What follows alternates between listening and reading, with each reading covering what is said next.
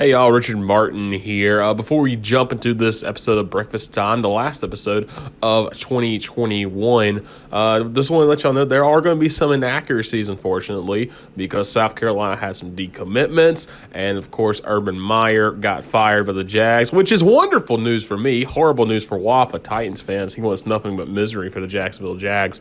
But, looking back, of course, we record this, 2 days before release, and things happen. So we apologize for any inaccuracies, but I hope you enjoyed this 3-hour plus episode of Breakfast Time with Waffle and Richard. And we will see you back in 2022 to get you all caught up on the NFL playoffs, some college football, the national championship and the playoff, and of course, on everything going on with Clemson, South Carolina, and much more. Thank y'all for listening.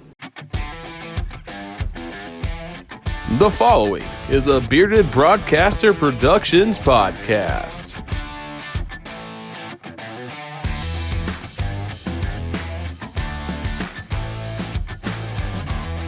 Hello, everybody, and welcome back to another edition of Breakfast Time with Waffle and Richard. And Waffle, it's been an exciting week for our teams, an exciting week really around the college football, the sports landscape. And it's been some crazy week with some stuff going on. But Waffle, how you doing, man? I'm good. I'm excited to dive into all the news that we're going to talk about with NFL and some good games this past weekend. And then obviously some stuff with specifically South Carolina that happened yesterday that I'm just excited to talk about it. I'm ready. Yeah, and we won't leave y'all waiting. We won't leave you waiting either. That's right. Big news coming out of the Palmetto State. I don't think you noticed this. BT Potter's coming back to Clemson. That's the biggest news of the week in South Carolina football. For the record, I did see that today. I did see that. If you don't know, of course, the obvious what we're talking about, the big time recruitments. Shane Beamer's gotten a pair of 4-star linebackers, but not just that. Got some offensive weapons, a tight end from Oklahoma, and of course, the big get, Spencer Rattler, the guy who I picked to win the Heisman, I think, at the beginning of the year. Is transferring from Oklahoma to South Carolina. Of course, Shane Beamer was the assistant head coach at Oklahoma before he came to South Carolina. And you know what, Waffle? You've seen it happen several times, several transfer quarterbacks. The two quarterbacks that played in South Carolina this year, transfer quarterbacks. Right. But this is a different kind of shark. And, with the recruiting and the talent as well, a lot of excitement coming out of Columbia. Yeah, definitely. It's not a stretch to say that yesterday, this is coming out on Thursday, we're recording on Tuesday. Monday, December 13th, is probably the best day that South Carolina football has had in over 8 years. It's not a stretch to say that. It's probably the most fan engagement and just collective, as a collective whole, the most positive that this program has been since 2012, 2013. 100%. Mm-hmm. So it just feels good. And obviously, like we talked about the big news, we got 2 4-star linebacker commits last week, which were great. One out of Maryland, who we didn't really flip him as much as the other guy, but he was, from Maryland. He was recruited hard by Maryland, and we took him from Maryland. And so he's going to come down here and play. And then also Stone Blanton out of Mississippi, who has been a hard Mississippi State baseball and football commit, shocked everybody and picked the Gamecocks and is leaving Mississippi to come to South Carolina, come to Columbia to play football and also play baseball for Mark Kingston at South Carolina. So that started off this weekend or yesterday or Monday, and little did I know that it was only going to get better. So late last night on Monday, when Spencer Rattler announced that he was transferring, there was rumblings. Like there was things that I saw. There was things that I thought, because we all know Beamer's connection with Oklahoma, and we all know that once Rattler entered the portal, that it could be a possibility. And from the get go, I never imagined it would happen, because I think that's still just kind of the South Carolina thing in me, and just we don't get transfers like that. Right, like right. You don't just get a transfer this caliber. Of both of them, Stogner too, the tight end from Oklahoma is coming. And I kind of let it ride and didn't really hear anything yesterday. Stone Blanton commits or whatever, and Gamecock Twitter is kind of freaking out, and we're in good spirits. First day of practice back, I think yesterday after the regular season ended, to get ready for the bowl game, and we got Shane Beamer's thing. Whenever a recruit commits, he tweets out "Welcome home," and he tweeted out yesterday, "Welcome home" 3 times, and we had already got Blanton, and there was 2 more. And I was like, wait a minute, 3. And late last night, the news broke that Spencer Rattler and Austin Stogner are going to transfer from Oklahoma, and they're coming to South Carolina. And let me just start by saying this. He immediately comes in, and he's the best quarterback on the roster. Absolutely. Hands down. 100%. Are you kidding me? We had to start a graduate assistant last year. And then an FCS transfer. No shade to either of them. Mm-hmm. They had their moments. Mm-hmm. And Zeb Nolan single-handedly won the Vanderbilt game. Jason Brown trounced Florida. Like, those are 2 games that I'm going to remember for the rest of my life. They were great games, good wins. And they were instrumental in getting Carolina to a bowl game in Beamer's first year. So no shade to either one of them. And I appreciate them so much for what they did this year and getting, starting off Beamer's time in Carolina, a good one. Yeah. But Rattler comes in and it is a difference maker. Mm-hmm. And I'm so excited. Like I felt really good when we hired Beamer last year. And then as the season went up and, people who listen to this show, every time I recap Carolina, like we always made it a point to talk about, like, there's hope. There is excitement. There's a lot of things that look great with Beamer compared to the last 5 years of Will Muschamp. A lot of things that are different. The culture has already made a great change, almost a complete 180, I would say, so far. And yeah, man, it's massive. I can't contain my excitement about how excited I am about Rattler coming in. I'm ready to watch it happen. Yeah, it's insane because I told you too. I said the first thing you gotta do is get them to believe. Yep. That's all you can do. I mean, you're a first-time head coach, younger guy. You got them to believe, and that's Shane Beamer did that this year. Even though a 6-6 season, got to a bowl game. That's just massive of its own. Like, he should have been SEC Coach of the Year just on that, getting into a bowl game. And now, sky's looking like the limit. And Muschamp got some of these recruits. Zach Pickens was certainly one of the best recruits. He didn't know how to use them. I'm about 9% sure the Shane Beamer is going to know how to use these guys. Yeah, well, that was always Muschamp's thing that I always pointed out. I thought Muschamp was a great recruiter. Mm-hmm. I feel like now I would say Beamer, even through 1 year, is just as good, if not better. Yeah. But Muschamp was a good recruiter, but when they got there, he didn't know what the heck to do. Mm-hmm. And I mean, heck, we'll take it. Jalen Foster again. We always going to bring him up. He's our player. Went from walk-on at Gardner-Webb to transferring and is all SEC. Yeah, like, and All-American. All-American, led the country in interceptions at one point. Like, even those kind of kids who maybe didn't look like they were going to be the greatest. Now, Jalen Foster, of course, was Big South Defensive Player of the Year, was one of the best players in Big South. So I'm not saying that's a bad thing, but when you take a guy like that, you take him and you finally get him the right person and he molds you into All-American and All-SEC in the best conference in the country. Yeah. To do that, that's incredible. So, Shane Beamer, I would be very excited. I know there are criticisms of Spencer Rattler. He didn't look great his first year. Mm-hmm. He didn't look great last year. He got benched, of course, this past year. I am intrigued to see what he does against the SEC defensive line because Big 12 defenses aren't stereotypically great. You have Oklahoma State, Baylor, and Iowa State, usually the only ones that have consistently good defenses. But Spencer Rattler, I think, is still a playmaker. He can still make those plays if you need him to. Yeah, I think so as well. I think it was just an environment type deal. I don't know if it was the right fit at Oklahoma. Maybe not. Maybe it's something we don't know about him, Here's my thing. Does Rattler coming in make us SEC East champs? Absolutely not. No.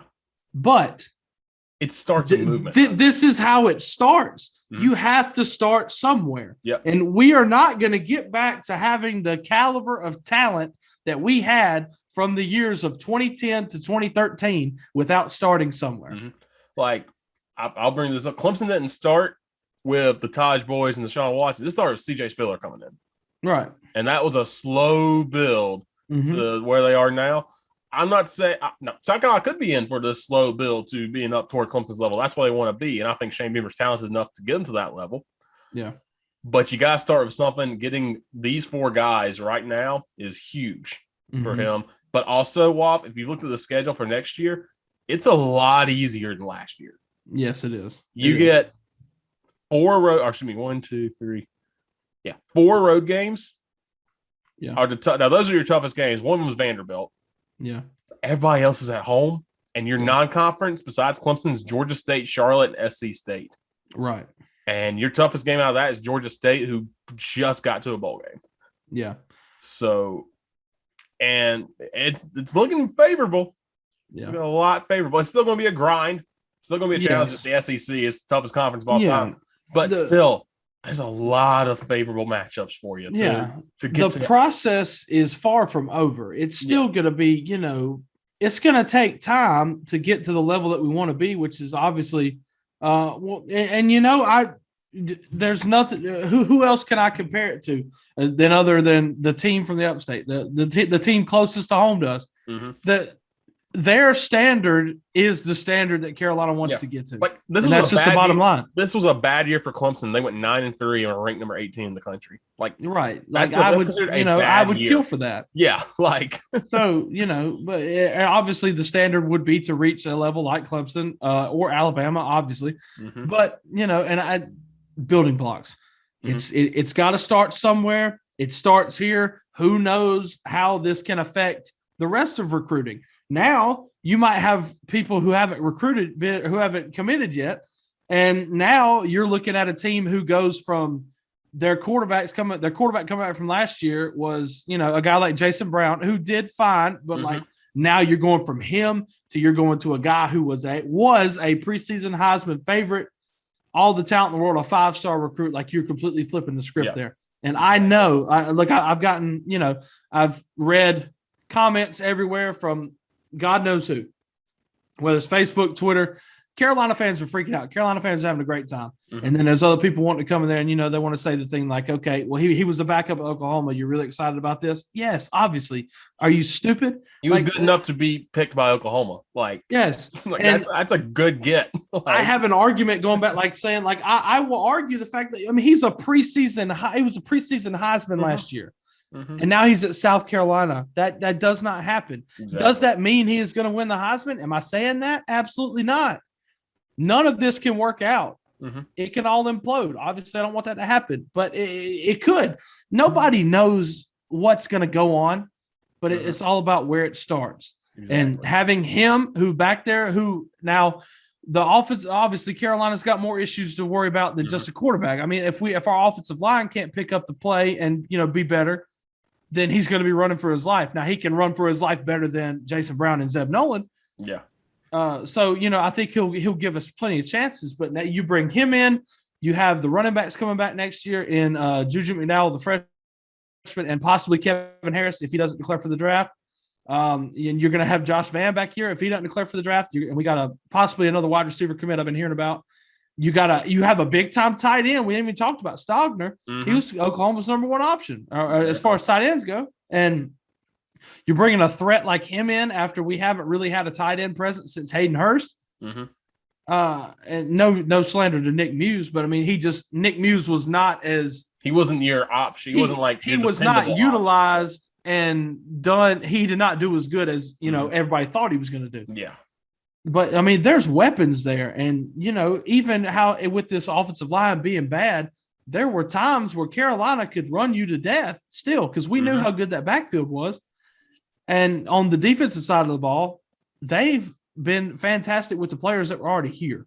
Yeah. Now, obviously, losing somebody like Jalen Foster is going to hurt, but bringing back guys like Cam Smith, and losing Enigbari too on the edge, but still bringing back those guys. And Clayton White, our defensive coordinator, has been great, and I'm excited to keep him on and have him here for years. But like it starts somewhere, and Rattler has talent. He's going to bring a whole new element to Carolina's offense. And the people saying that there was locker room issues and all kinds of stuff, I trust Shane Beamer. Mm-hmm. And Shane said it himself. Guys who want to be here are going to be here. Basically, the right people are who we're bringing in. We're not trying to bring in somebody that's going to be detrimental to the team. And I trust him. If he trusts Spencer Rattler, then I trust Spencer Rattler. Who am I to say? I'm not the head coach. It's not up to me anyway. Exactly. But it starts somewhere, and it starts here, and I'm excited. I'm very excited. Yeah, a lot of excitement for sure in Columbia. Just a lot going on in the offseason for the two major football teams, South Carolina. Up the road in Clemson, we'll go ahead and talk about that. First of all, a bunch of transfers out at Clemson, which usually happens. Tyson Pomachuk, probably the biggest one. He was the backup quarterback, played some this year. Figured with Cade Klubnik coming in next year, who may be a starter. You don't know between him and DJ Uyunglele. I think Tyson kind of saw the writing on the wall and probably wanted to head back closer to home as well. He's from Connecticut. He had some great times at Clemson, so no hate to him. Ajo transferring out, which is kind of a danger. He was a tall wide receiver half. Frank Ladson also transferring out. Those are your three big ones for Clemson, so that'll be interesting to see. Of course, Clemson always just reloads wide receivers. They kind of signed, of course, Williams from Dutch Fork earlier this week. They signed another player from Malden that plays safety and wide receiver, so they could play. They can figure out what they want to do with him. Yeah. But if you go into this bowl game, though, you have no offensive coordinator, or you didn't until today's recording. But Tony Elliott gets the job at Virginia as the head coach, and kind of went back and forth. He interviewed between Duke and Virginia. He went up there, and it was like, okay, this is a done deal. And it was like, well, not quite, because apparently Virginia's got some budgetary issues, and he was wanting to put together a staff, and they're like, well, you kind of can't have this person or this person or this person. Yeah. But he talked it over, looked it over his family, and decided he would go ahead and take it. And he is now offensive coordinator. A big thing for him, Brennan Armstrong has said that he wants to stay at Virginia for one more year. Yeah, so that's big. That's a big thing for him because he can sling the football. Mm-hmm. Tell you what. Like, listen, you can rag on Tony Elliott a lot. He was a solid offensive coordinator at times, I think. I think just this year, I think he figured it out. And they figured it out toward the end. They had to change that entire offense toward the end of the year. Because, I mean, if you watch South Carolina, they figured it, 9 times? Maybe? Or for 19 I think he had 19. He had 9 completions. Right. 9 completions. Went 9 of 19. So they figured out, like, okay, if we can't throw it that well, or can't throw it as much, we're just going to pound it. Yeah. And that worked. Yeah. Obviously, it is so crazy to me. 3 weeks into the season, I think everybody wanted his head, and now he's accepting a head coaching job. I think he figured it out, and we knew all season that the schedule was going to lighten up, especially after facing what ended up being the best defense in the country in week 1. Yeah. But then still not being able to figure it out against teams like Georgia Tech, and just not being able to move the ball. Yeah. But then by the end of the year, I mean, beating Carolina 30-0 and putting up all those points on Wake Forest, like he figured it out. Yeah, and I think plus 20+ injuries at the end of the season. Yeah, most of them on the offensive side. Like, I didn't know who half the wide receivers were out there for Clemson. Right, and so I'll give him benefit of the doubt. To get to 9-3 like that, a heck of a job by Tony Elliott. I think that's his best job. And that's probably what got him the job. Yeah, because they saw that, and so. Good for him. Again, he's going to a place that's been very good on offense for the past few years with Armstrong. Yep. I'm interested to see who gets his defensive coordinator, though, because that's the big issue for Virginia. They need that. Because, like I said all year, I would never bet against them because I think they can outscore anybody. But God, they couldn't stop nobody. Almost as bad as Wake Forest. Yeah. Virginia's defense was awful. That's the reason they weren't in the ACC Championship game, because Kenny Pickett able to hit Jordan Addison on one final play. Yep, and that's what dropped them. But I'm very happy for Tony Elliott. He came in as run coordinator, of course, after Jeff Scott. He's been there for forever. Tony Elliott was a player there, and he actually, it's kind of funny. He scored the game-winning touchdown against Virginia in 2003 in overtime. I was at that game. And so I was like, oh my God, I feel so old now. Yeah, for sure. I think a lot of people are like, oh, we're all old. But good for him getting that job, and heck of a good job. He got to meet Tony Bennett, so Tony met Tony today, which is pretty Nice. wild to see that. And so if you're wondering, all right, what's Clemson going to do? No OC, no DC, no AD either. Dan Rakovich going down to Miami. Just announced this when we're recording on December 14th. Clemson has promoted Brandon Streeter to offensive coordinator. He was the quarterback coach. And then they have promoted, and this is a name that I've heard a lot, Wes Goodwin, excuse me. Mm-hmm. He was the senior defensive assistant to the defensive coordinator. So he was right next to Venables, is now the co-defensive coordinator for safeties, coach, Mickey Kahn. So he will be basically the defensive coordinator as of right now. Mickey Kahn's going to work as well with them as he is the safeties coach. It's kind of like a split role that Clemson had with Brandon Streeter and Tony Elliott for years. Yeah. They say this kid's a genius. This is his 10th season with overall season at Clemson. I'll just give you some of his stuff. He was a defensive analyst from 2012 to 2014, right when Venables got there. And then he worked with the Arizona Cardinals when Bruce Arians first got there. And that includes the year in 2015 when the Cardinals reached the Nfc Championship game. Mm-hmm. So Bruce Arians, to work with him, I feel like you have to know what you're doing. Yeah, Arians is a good track record for sure. Exactly. So, and a lot of the former team players were saying, "Hey, this kid's good. Just promote him." Mm-hmm. So now I think they're doing this to kind of see. All right, you got Iowa State, you got Breece Hall, who's a good running back. Brock Purdy, who's a good quarterback. Yep. See what you can do. Yeah. And so I think, the Cheez-It Bowl, a lot of people can say, oh, this game doesn't matter, all this stuff. This game matters a lot for Wes Goodwin, I think. And I think this is going to kind of solidify if, all right, see what you can do. And the same for Brandon Streeter, who's been quarterback's coach for a while. And listen, he got to work with he worked with Deshaun Watson, worked with Trevor Lawrence, and he worked with DJ Uiagalelei, who, again, this year, not a great year, but still solid season. Yeah. And so, I think this is going to be a big tryout game is what you're going to see in the Cheez-It Bowl. Interesting to see what happens there and see if this is the next guy. So interesting hires, but I think I like it that they're staying in-house for this. Yeah. Are these I'm a tad confused. Are they permanent or are these interims for just a bowl game? It looks like it says these are staff changes finalized by the Clemson University Board of Trustees. So I believe this is it. Okay. Well, either way, I think my answer was the same.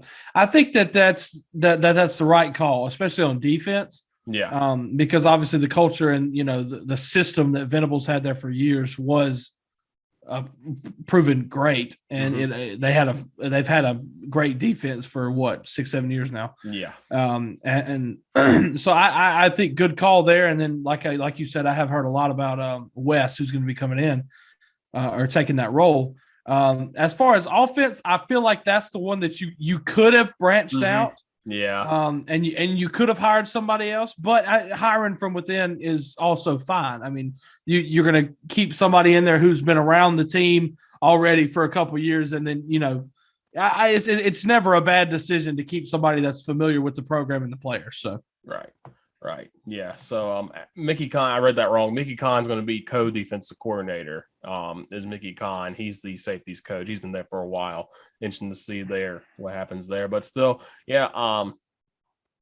It's kind of an interesting situation for Clemson too, because Clemson were at the same point, I believe, back in 2011, 2012, when Terry Don Phillips had to retire because of health conditions as the AD. Kevin Steele got fired because his defense was horrible. And then the offensive coordinator, Billy Napier, got fired. Yeah. And so they went into that bowl game. I believe I was against Nebraska with no OC, no DC, no AD. They ended up losing the Gator Bowl, but the next year you get Venables, next year you get Jeff Scott, and it just took off from there. Now, of course, you got Taj Boyd finally developed. You have Sammy Watkins, DeAndre Hopkins. I mean, my God, you should throw the ball up. One of them's going to grab it. Right. But that kind of started the whole thing. So, could be, another home run move. Right now you got Clay Klubnik coming in as a big time quarterback recruit. And that's going to be interesting to see what happens there, of course, with him and DJ Uyunglele. If they're like, all right, let's move DJ aside and let's get in Cade, or let's see what happens there. Yeah. I have one thing that I've seen on Twitter, and this was there's a page that I follow on Twitter that's called like message board something. It's just like, stupid message board posts from all across the country and blah, blah, blah.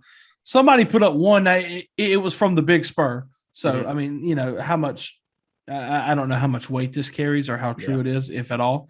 But somebody in there was asking about DJ and about him transferring and if he did. And somebody put in there on the Big Spur said that he did try to transfer, but it was shot down. I don't know how much truth there is to that, but that would be interesting to find out if it was something like that, because obviously he had a up and down year and it didn't live up much like Rattler and our other Heisman picks. He was preseason Heisman and it didn't work out. Now is he basically a bad player? No. We know that this year too. And we know that how talented he is, and people like Rattler and even Sam Howell. But it just didn't work out. But that would be interesting to see come to fruition. And I think we all kind of know Dabo's feelings on the transfer portal. He's not as keen on it as other coaches. Now there is one interesting thing, and I have to figure out who it is. But Clemson has contacted a player in the transfer portal, Virginia offensive lineman. I believe it was Joe Bissinger. And Clemson needs some offensive line help. They're banged up this year. This guy was all ACC, and everybody was kind of like, when he said he was transferring from Virginia, everybody was like, Clemson, just go reach out. And it was kind of like, oh, they will never do it, because Clemson doesn't do the transfer portal. Yeah. And all of a sudden, they've contacted him. So I don't know if that means they're kind of realizing that, hey, we got to use this thing. Yeah. Well, and I think, to have a stance where you're not going to use it, I think is dumb, because, and you can think whatever you want to think. Like, it doesn't matter. And I'm not the head coach, and obviously Devo's had great success. But that's just the way it's going. And like, you can hate the transfer portal all you want. And you can say what you want about whether it's an issue, like if you have an issue with the player, quote unquote, quitting. But I mean, it's there. They're going to use it. And it's just one of those things you have to embrace, whether you like it or not. Like, it's here and it's going to happen. So, yeah. And I mean, it's worked, not worked. Clemson hasn't had to use it because they've gotten so many good recruits. But if that well starts drying up, you may have to go to it. So, and it's kind of dried up on the offensive line a little bit. So, you can go out and get yourself an all ACC offensive lineman. Go right ahead. Is what I say. It's not like it's morally wrong or anything. I mean, God, everybody does it. So. Like there are kids who are out there who probably did just quit, or just like, oh, I need to start wherever I go. But there's also kids out there who just kind of got shafted, like got told, oh, we're not recruiting this kid, and they recruit a kid that's better than them. Yeah. Or I really wouldn't blame DJ if he did want to transfer, because like you said, you have the 5-star coming in now. If there was maybe another quarterback that had played like not Palmachuk, because he's not that good. If Palmachuk would have looked a lot better in his appearances, then it would have made a little bit more sense, because I think DJ's more than prepared to compete with the kid coming in. What's his last name? Klubnik. Sorry, I want to say Klubnik. It might be Klubnik. I'm not sure. I keep thinking of Cole Kublik, the on-field reporter on ESPN. But with him coming in, it wouldn't really surprise me to see if he did try to transfer, because it happens like that. Like Spencer Rattler. So one thing goes wrong, a backup gets in there, shows that he's got promise. Okay, we're going with him. Like, I completely understand why Rattler's transferring. And DJ kind of the same way. Like, you got this kid coming in. Okay, if it would have been a little bit worse and the writing had been on the wall, go play. You're good enough to play somewhere else for sure. Yeah, no, absolutely. I'm no fault of that at all. Or any of that. So yeah, the interesting times here, Clemson, South Carolina. I think a lot of people for Clemson sports writers, especially, like, oh, this will be a quiet off season. They're not in the playoff. Yeah, no, absolutely not. For that, it's interesting to see going on. Also, just want to give a shout out here since we're talking Clemson. Clemson men's soccer wins the national championship this weekend. They were the 8th seed, and they had a kind of an up and down year. Went to the ACC semifinals and lost to Duke pretty bad. And so it was like, okay, well, we'll see what can happen. Make a run. I think all of their games in the tournament went to OT, except for the championship. And they end up beating Notre Dame in penalty kicks and then end up winning the championship over Washington, the 2 seed, 2-0, thanks to 2 goals by Isaiah Reed, one the 26 seconds in. A kid from Rock Hill, South Carolina, which is wild to think about a kid from South Carolina scoring a goal in men's soccer to win a championship for somebody. Scored 2 goals. I had an incredible header later on in the half, 1-2-0. So I just want to give that shout out to the Clemson men's soccer team. So talk to me when you win an equestrian title. I'm kidding. Yeah, props to Clemson. They had a really good run, and like historically, they have been really good in soccer back in the day. So I guess it's nice to see them kind of getting back to the top. Yeah, I believe it was their first title in 24 years. I believe 87 was the last title. Yeah. For them, Mike Noonan, who's been there for forever, kind of got them back to national relevance. They went to the title game in 2015 and lost to Stanford, and kind of get them back there this year was really cool to see and win it for him. So good for them. But we'll move on. We'll go back to American football, and we'll go to the pro level, NFL, and Waffle, start with you because I don't want to talk about my sadness yet, but we'll talk about your elation. Titans back, and they're taking on the Jags, who have no problems at all. Everything's fine in Jacksonville. Everything looks great. Lifelong contract for Urban. Please. I know, they're doing great. Urban Meyer deserves everything coming to him, and they Titans whoop down the Jags 20-0, a shutout inside Nissan Stadium. Waffle, take it away. Yeah, man, I was excited. A week off for the Titans, a much-needed week off that we've talked about a lot because of all the injuries and everything. So I was excited to get back to watching Titan football. Coming into this game, 8-4, still a game and a half over the Colts. Colts were off this week, so Titans with the win move back to 2 games up on the Colts and have the tiebreaker. So the magic number is officially down to 2. And we'll talk about that when we talk about what's coming up this week. But yeah, Tennessee, the defensive effort was unreal. Now, obviously, Jacksonville is 2-10 coming in this game. We know Jacksonville is not good. We also obviously know that Trevor Lawrence is talented, and he is being held back by an incompetent staff. But according to Urban Meyer, it's not him. All the other guys are losers. That's so stupid. Oh my God. That is so you hired stupid. them. Why would you say that? You hired them. Why would you say that? Why would you dance on a rant with a random girl in a bar? And why do you do a lot of things? Here's the thing, Urban. Why did you feign heart or chest pains? There's so many things. Urban, the Notre Dame job's full. The USC job's full. Oklahoma job's full. There ain't nowhere for you to go, boy. There's nowhere for you to go, and you should be canned. I want to keep you forever. And even Shad Khan is just like, I think they're talking about bringing it back for next year. I'm just like, please, God. Just stick that man on AEW and put him through a table, please. That's what you need to do to him, man. and you know my stance on the Jaguars. I hate the Jaguars are my number 1 most hated team in the NFL. I don't think anybody else says that other than maybe some Titan fans, just because they've never really been good. Of course, you could say the same thing about Tennessee for the majority until the last 5-6 years, which this also marks 6 straight winning seasons for the Tennessee Titans, which has been phenomenal. Now, a lot of those were 9-7s, but it's still a winning season, and it was part of changing the culture, going from 2-14, 3-13 in Marcus Mariota's first year, and then we haven't had a losing season since. But This is a great game. Titans defensive domination. They sacked Lawrence 3 times and picked him off 4 times. Trevor Lawrence had no touchdowns, had 221 yards. And the running game. What running game? Yeah. Tennessee held Jacksonville to 8 yards rushing. Ugh. Just fantastic effort, and it was great. Ryan Tannehill, 20 of 31, 191 yards, no touchdowns, no picks.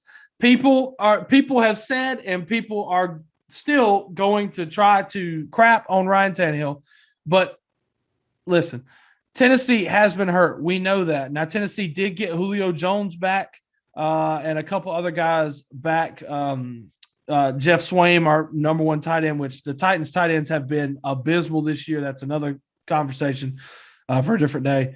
But and got some pieces back. And Tennessee had, after watching this game, Tennessee had no intentions of doing anything flashy because Tennessee knew, and especially from early on, that Tennessee had to do the bare minimum against this Jacksonville team, and that's just the bottom line. Yeah. And so Ryan Tannehill didn't have to do anything flashy. They didn't force any balls. He didn't throw anything really deep. Limiting the turnovers, which what's killed the Titans in that 2-game losing streak? Turnovers. And we ran the ball, decent, not great. Deontay Foreman had 47 yards. Hilliard didn't really do anything. He had 13 yards. McNichols had 16. Jeff Swaim, who's all offseason blocking tight end. He's our leading receiver as far as tight ends, which is says a lot about Anthony Ferguson, which I'm still upset about. But the Titans offense did what they had to do to win the game, and that was not a lot, which is great because the defense played lights out. Kevin Byard is having an all-pro season. Okay, hold on. He's having a Pro Bowl season. Here's my take, and I obviously I'm a Titans homer. Jeffrey Simmons on the defensive line deserves to be all-pro on the same level as Aaron Donald for what he has done for Tennessee this year, and I'm going to stop right there. Fight me. But great win for Tennessee. Love watching the boys play again. 9-4 going to Pittsburgh next week, which we'll talk about in just a minute. But, good win for Tennessee. This game, I feel like, watching on Red Zone didn't show it a lot because there wasn't a lot of scoring, of course. Yeah, there wasn't a whole lot going on. It was boring. Yeah. It was boring to a certain extent. Man, I hate it so much for Trevor Lawrence because he is he's stuck. And I do too. I do too because I know how talented he is. And I know that he has the stereotypical quarterback build. He's tall. We know he can throw. He can actually run too. And we know how talented he is. And I know that he can win in this league. Oh, yeah. He has shown the flashes of brilliance. Jacksonville is a death sentence. Exactly. And there's no other way to put it. And that's not even me just being a Jags hater, which I am. I hate them. But it's a death sentence right now until they figure out the front office. And Urban Meyer is not the answer. The most telling thing about Urban Meyer was Andre Sisco, linebacker that drafted out of Syracuse. Guy everybody's been wanting to use more because the guy was great at the ACC. They asked him, they're like, "Oh, what about Sisco's lack of usage?" And media person, he's like, "Oh, well, no, he played pretty well today. He got a lot of playing time today.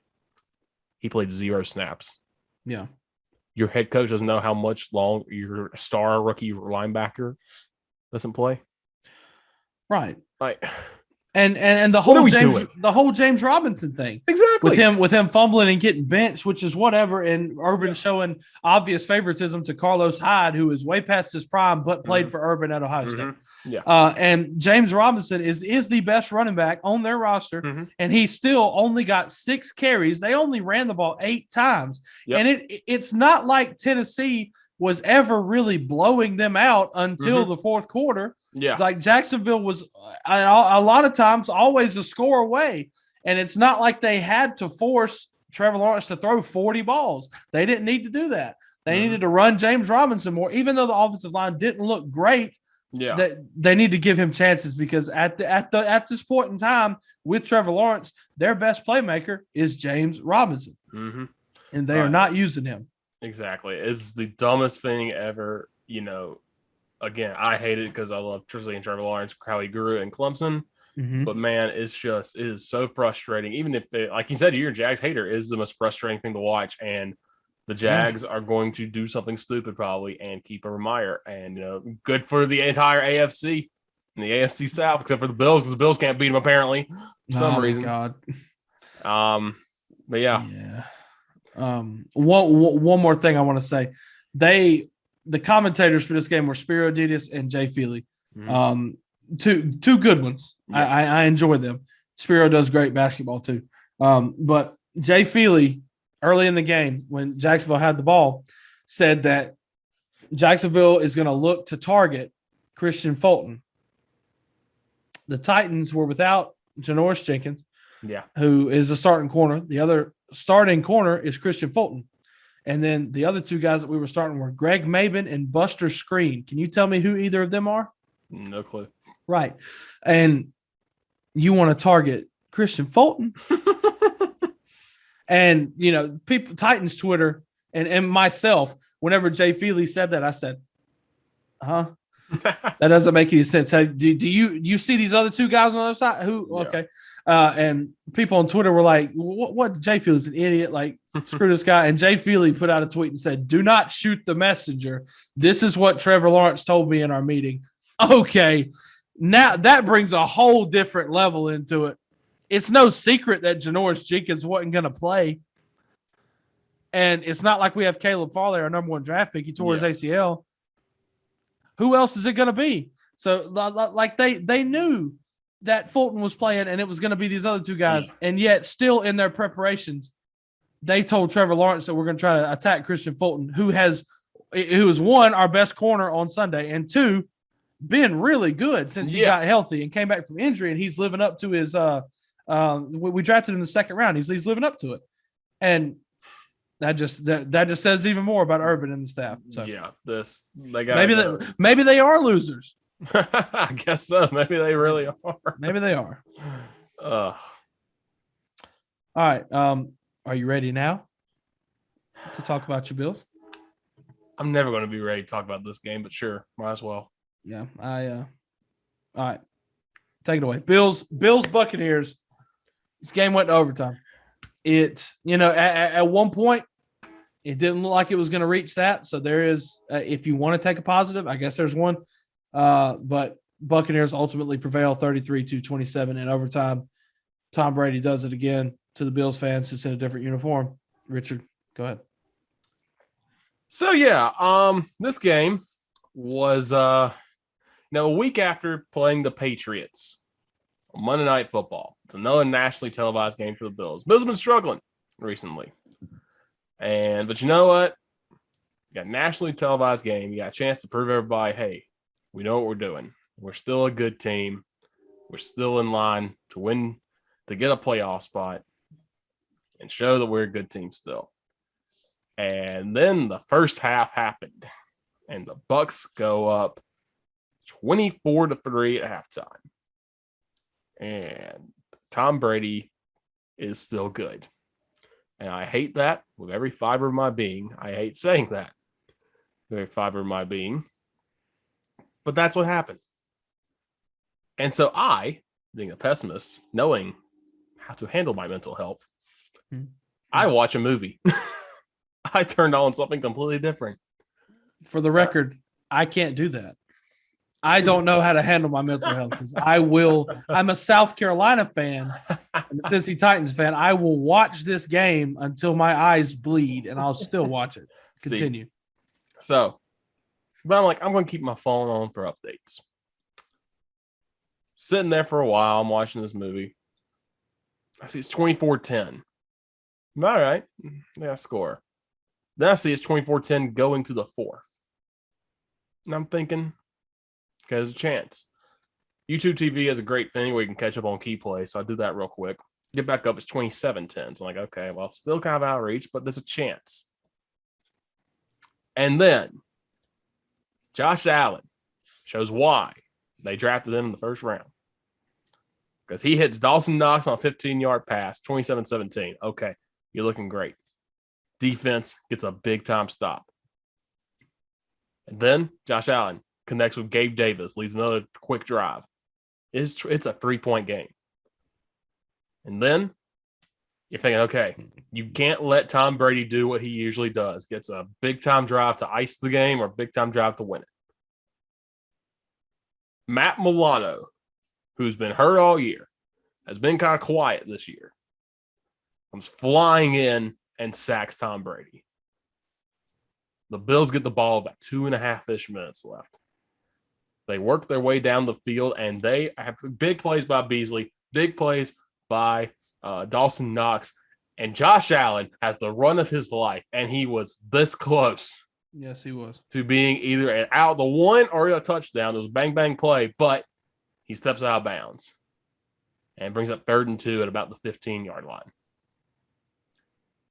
Good call on the field because I thought live he was still in. And I was like, oh, my God, y'all just stole a touchdown. Then they did on the next play. Stephon Diggs, I will say this. I'm not going to blame officiating for this loss because I have other things I have to blame for this loss. Right. Diggs was getting held a lot in this game. And rightfully so because he's the best receiver on the field for the Bills. He still had 7 catches for 74 yards. At the very end, it's a bang-bang. Now, this one was close. This one I'll say was close. He's going up for a pass. There's a little hand fighting. And the ball's kind of high anyway. Incomplete. But you still have Tyler Bass. Straight Bass homie. 25-yard field goal. Tied up. The Bucs decided to take a knee. I was waiting for Gronk to catch like an 89-yard pass, one-handed from Tom Brady with 2 seconds left because that's what Tom Brady does.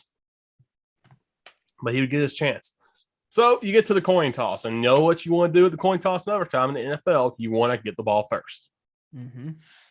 Bills get it first. Looking great. The Bills go 3 and out because there was some interesting play calling. First of all, the rushing game had not been doing great all day. The leading rusher was Josh Allen with 109 yards. Now, Devin Singletary did have 52 yards on 4 carries, but he got most of that on 1 run. And then Matt Breida had just 3 carries for 12 yards. I don't know what's happened to Matt Breida. He has disappeared in the past 2 weeks. Mm-hmm. So that was frustrating again. But at least Josh Allen, they used him to run, and he was able to run around and get something going. So the Bucs get the ball. Bucs have a 3rd and long. It's a chance. You get another stop. And they call pass interference on the Bills, on Jordan Poyer. Was it close? Kinda. Was it as bad as the ones on Diggs all game? Absolutely not. Mm-hmm. And I know everybody's going to say Tom Brady gets all the calls for refs. I've been the one that said that too. That was obviously a BS call. And you can't call it at that point when you haven't called anything on Diggs. There's a clip of Diggs getting literally held by his undershirt. Yeah. No call. But again, Bills have a 3rd and 3. They could get a stop. Tom Brady's got to look. Nobody's open. Nobody's open. And then for 1 second, Rashad Perriman gets open across the middle. Catches at the 50, and he runs 58 yards for a touchdown. Game over. Mm-hmm. Yep. This is what happens when your best corner's out. Trey White's the best coverage corner. Every other corner's pretty good. Jordan Poyer can cover people, I think. Mm-hmm. Micah Hyde can cover people. Trey White's the best cover. Your linebackers can't cover. That was the problem last year. Yeah. Everybody will just sling it in the middle because they're like, okay, we can't throw it toward Trey Wright. We're going to throw it right at Matt Milano. And I believe Tremaine Edmonds was on Perriman at one point. And guess who's 5 yards behind him when he catches his ball? Tremaine Edmonds. Yeah. So it's great play design. Perriman finally got open. I hate it. Like I told you, life is meaningless. Everybody go eat at Arby's. He can't keep getting away with this, Waff. The man's going to play till he's 59 years old, going to win 8 more rings with every other team in the country, in the NFL. Yeah. He's going to be throwing passes to his son. Yeah. And he's still going to beat the Bills. He is 30-3 against the Bills. Josh Allen's 0-4. This man moved conferences. And a 17-point comeback. Nope, doesn't matter. Yeah. But the thing I don't get, Sean, the coaching this year on the offense has been questionable. And I think it's coming to a head because in the 3rd quarter, when it's 24-10, there's about 2 minutes left. The Bills are in positive territory. It's 4th and short. And they punt it away. And that sets up that Ryan Suckup field goal. That makes it 27-10. If that doesn't happen, let's say the Bills get that and at least score a field goal, you're set up for a game-winning field goal at the end. Yeah. And that's just coaching scared. And somebody said it best. Sean McDermott. Sean McDermott is coaching our team. I have several questions.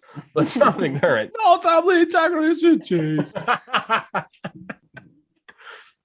Sean McDermott coached to lose this game, and Josh Allen played to win. Because Josh Allen woke up at a heck of a day. 36-54, 308 yards, 2 touchdowns. He had that pick early. At 12 carries for 109 yards and a touchdown. Yeah. Josh Allen gets all the criticism in the world. Sometimes rightfully so. He still makes some stupid passes. Mm-hmm. But he, in the second half, woke up with that team on his back. And now he's in a walking boot. He was hurt that final drive and still said, I'm going to run the ball. And he ran the ball twice. Mm-hmm. First of all, I would run for a brick wall for Josh Allen now, seeing all that. But also, it's coming down the stretch. The Bills have a losing record against teams with winning records. Their only wins over the Chiefs, and that was when the Chiefs were horrible, and the Chiefs have gotten a lot better. Yeah. You're right on the 7 seed right now. And the Bills, once again, I told you they had to get those wins early. Because at the end, they have the Panthers this week. We'll talk about that. I think that should be a win. You still got to go to New England. You got the Falcons, who are so up and down. Mm-hmm. And then you got the Jets at the end of the year, who are going to be wanting to play spoiler. But also, you've set yourself up to where, let's say you lose, let's say you go 10-7. That's your best case scenario, I think. Yeah. There's a lot of teams that are going to be 10-7, I think. The AFC North. Mm-hmm. So, yeah. Everybody's trying to get in there except for maybe the Steelers, and they're still a tough team. Yeah. You got the Colts, who have a win over you. And then you have the Dolphins, who you beat twice, yes, but guess what? The Dolphins are getting hot. Right there. One game back. So this is it's getting terrifying in Orchard Park now. A team that I was feeling comfortable. They're feeling comfortable since they played the Titans, lost that game. They have gone 3-4 and have lost 3 of their last 4. Mm-hmm. Against all their losses are against good teams except for the Jags. And that's just a game the offense again failed. Yeah. So, you can blame the Patriots on the weird weather.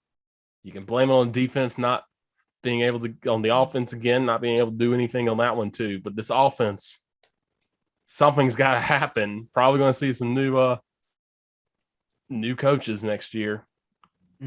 Because this offense, again, Dolphins 35-0, Washington 43-21, Texans 40-0, Chiefs 38-20, Titans, they still scored 31 points, Dolphins 26 points. Since then, they scored 45 against the Jets, they scored 31 against the Saints, and that's about it.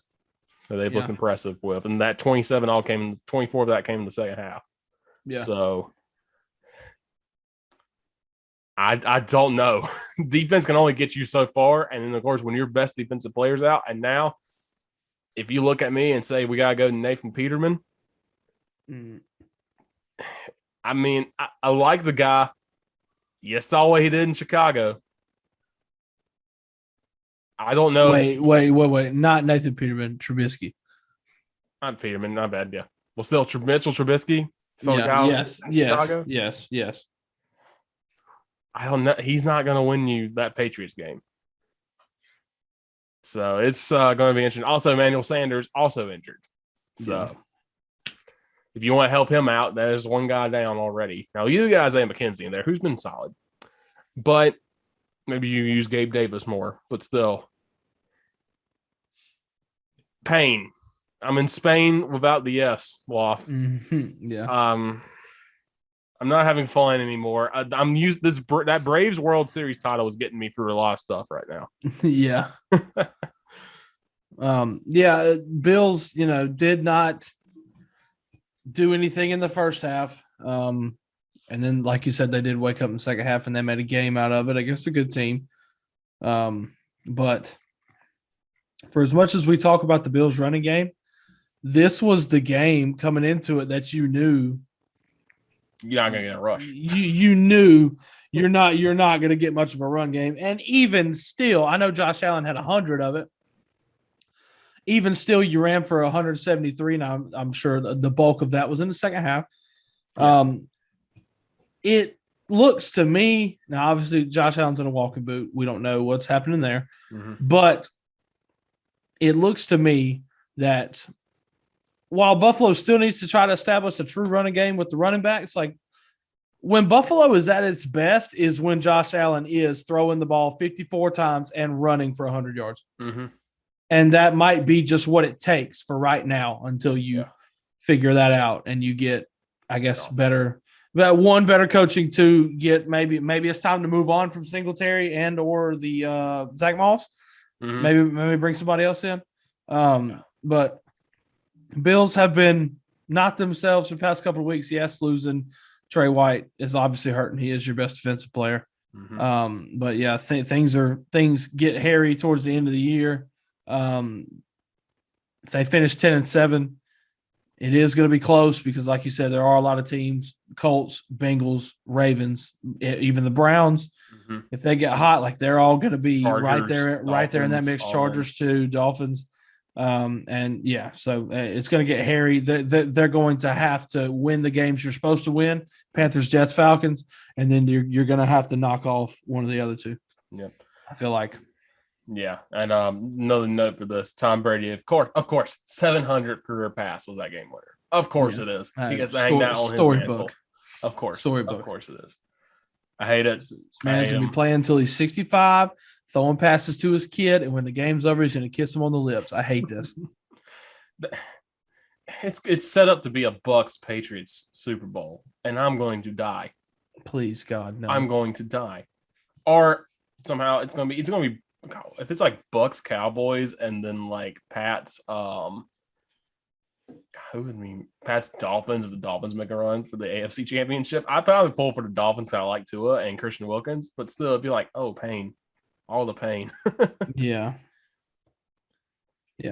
There's a way where I'll watch the Super Bowl with anger. Yeah, for sure. Yeah.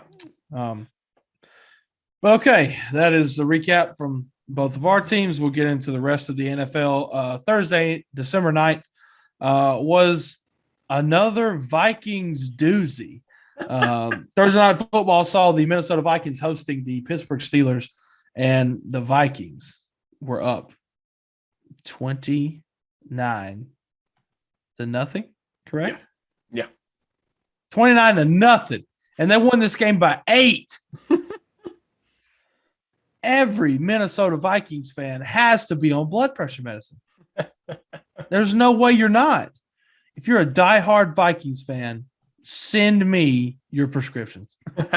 I need to see them.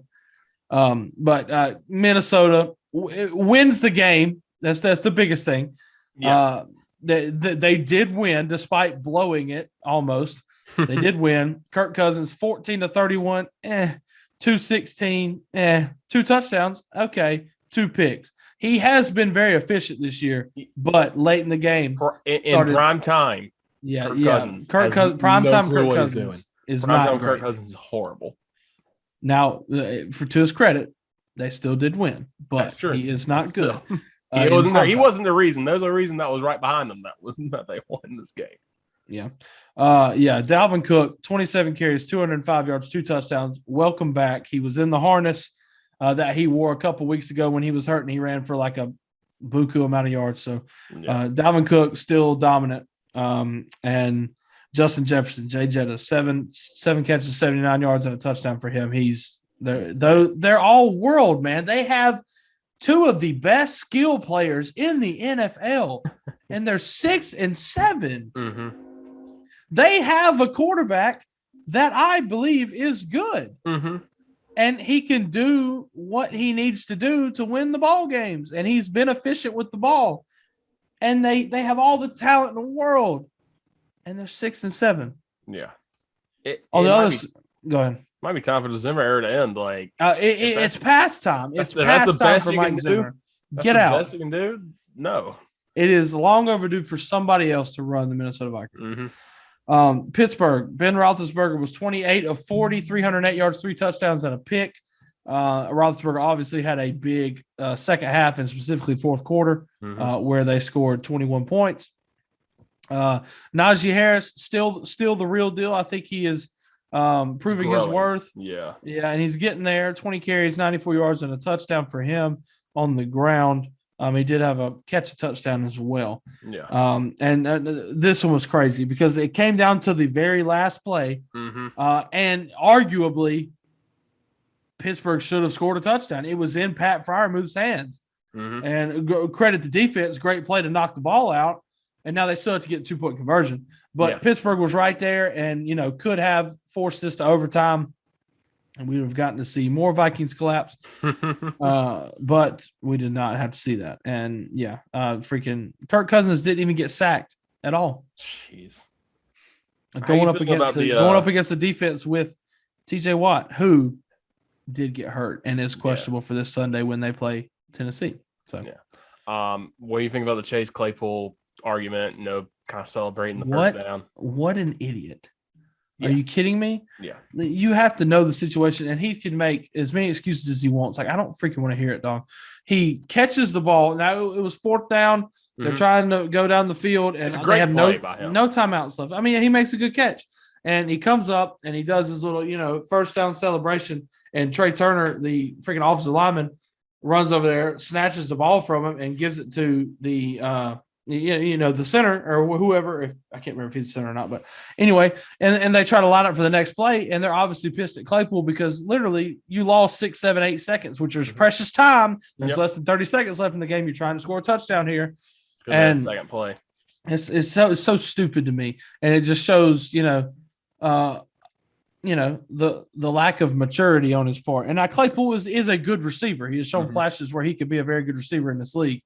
And obviously he's very big on the social medias, like with TikTok, which has been a big thing with not just him, but with Juju Smith-Schuster as well. But it's just so stupid. Like, I mean, if I'm Mike Tomlin, like, I'm freaking irate. Like, I hate that kind of stuff. And then Claypool got mad at Trey Turner. That's the part that kills me. When they spike the ball, he's looking at Trey Turner and he's visibly upset. Shut your freaking mouth.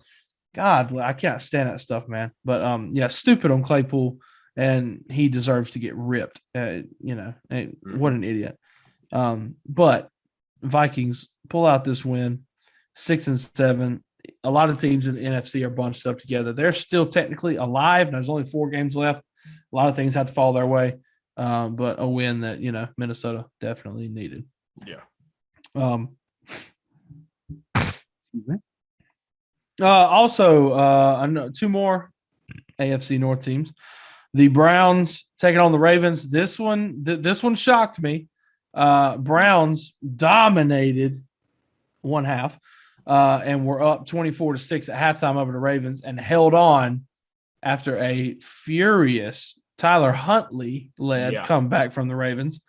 Held on 24-22 to win the game, and possibly the play that won the game for Cleveland was Myles Garrett getting a strip sack and then picking up his own forced fumble and going into the end zone. But the biggest news out of this game, obviously, is Lamar Jackson left the game and did not come back after starting the game 4 for 17 yards. So Tyler Huntley came in and did great, 27-38, 270, and a touchdown for him. But obviously that's a big blow. I mean, that's, one of the best playmakers in the league, if not the best playmaker in the league. And your best player. So Mark Andrews, 11 receptions, 115 yards and a touchdown, fantasy monster. And then for the Browns, Baker Mayfield was, for the most part efficient, 22-32, 190 yards, 2 touchdowns, did throw 1 interception. Chubb only ran for 59 yards, so good on the Baltimore defense for holding him in check. And Donovan Peoples-Jones was their leading receiver, 5 receptions for 90 yards. Also, I think it's worth noting, Jarvis Landry caught his first touchdown of the year, and that just does not sound right. That's wild. Yes. But Browns getting a much needed win to further shake up this AFC North that is just unreal. Yeah. And we'll talk about the standings once we talk about Cincinnati, but literally everybody's still just right there. Mm-hmm.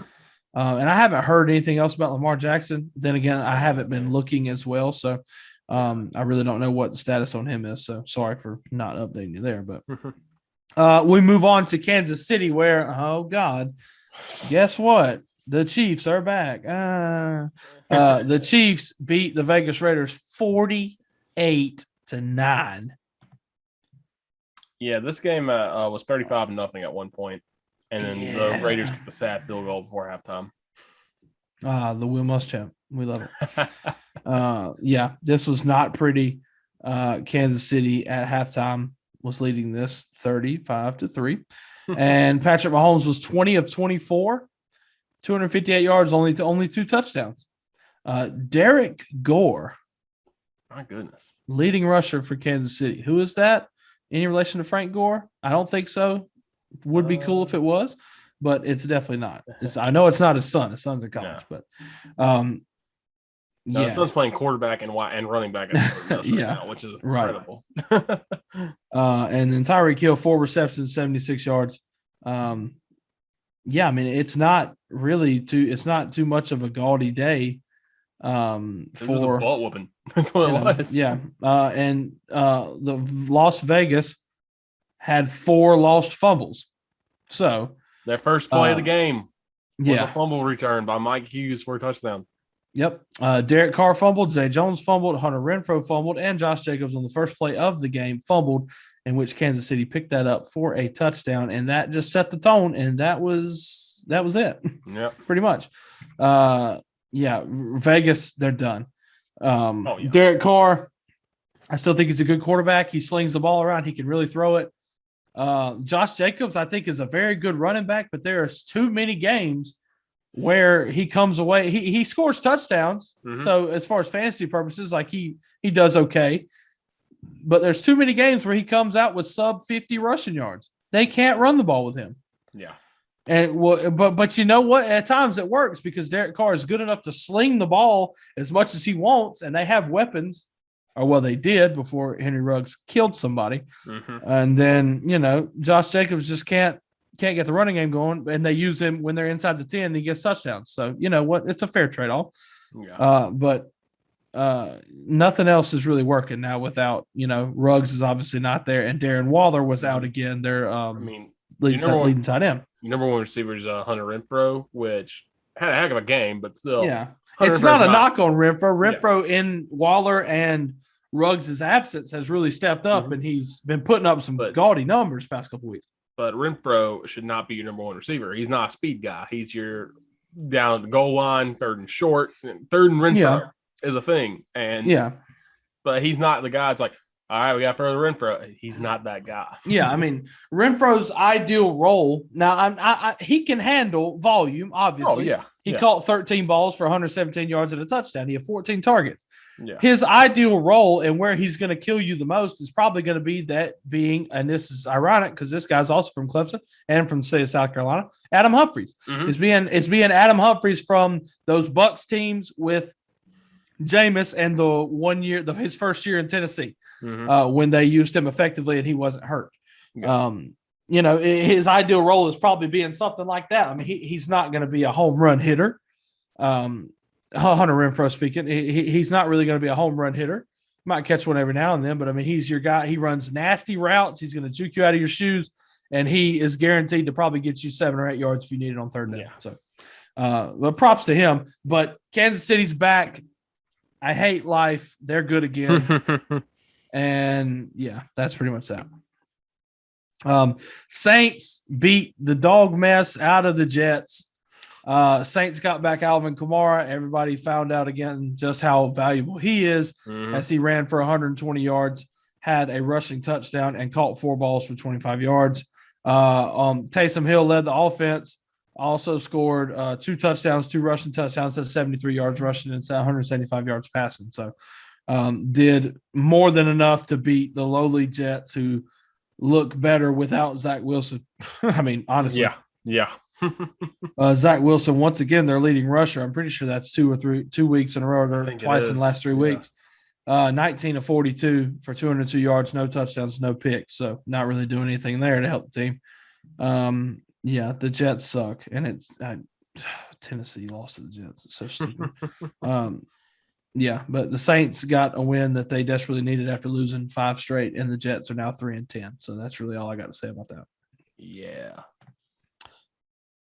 Oh, Dallas. Yeah. You almost blew it. Yeah, you tried to blow it. Yeah. I wanted you to blow it. No, I did too. You know why I did. But you didn't blow it, so I guess props to you. But Dallas beats the Washington football team 27-20, furthering their lead over the NFC East that is not wrapped up yet, but it's starting to look like it's all Dallas's. Washington was hot coming in this game. I think they won 4 straight? I think so, yeah. And, Dallas comes out, gets up 24-0 at halftime. So it's not looking too good. Yeah. And then Washington does score a touchdown. Dallas kicks a field goal, and that was the last point. So Dallas scored for the rest of the game. As Washington scored another touchdown, missed 2-point conversion. And then Dallas threw a pick 6, which, oh my God, now things get really interesting. Mm-hmm. It's only a 1-score game, and Washington fumbles away their chances at the end of the game. But Dak Prescott was 22 of 39, 211 yards, 1 touchdown, 2 picks. Not a great day from him. They they didn't run the ball well. Zeke only had 45 yards, did not have a rushing touchdown. CeeDee Lamb, 61 yards receiving. Michael Gallup, 60 yards, and Amari Cooper, 51 yards and a all-important touchdown. And then Washington, also Terry McLaurin was blanketed. Diggs put the work on him. He finished with no catches for obviously 0 yards, and also went into concussion protocol at the end of the game after he almost made a magnificent catch. Yeah, it would have been insane. And if not for the ground, like if he'd have landed on a trampoline, which is stupid to say because it's a football game, but slam ball, if he'd have been playing slam ball, he'd have held on to the football. But he hit the ground and the ball popped out, and he now possibly has a concussion. So I wish it was trampolines. But anyway, and then Washington did fumble the ball 3 times, so they didn't help themselves out there. Micah Parsons, man. This kid's animal. 3 tackles, 2 of them are sacks, and a forced fumble. He's probably he's a defensive rookie of the year for sure. He's up there for defensive player of the year. If it wasn't for his teammate, Trevon Diggs. Yeah. And for TJ Watt. Those are the only other 2 I can see there. Aaron Donald. And Aaron Donald always. Insane. Yeah. So yeah. And I look at a Titans homer here, but I really think that Kevin Byard should be in the discussion as well. Yeah. But Dallas did what they had to do. Their lead in the NFC East is now a full 3 games over Washington, Philadelphia, and then a full 5 games over the Giants, who are all but done.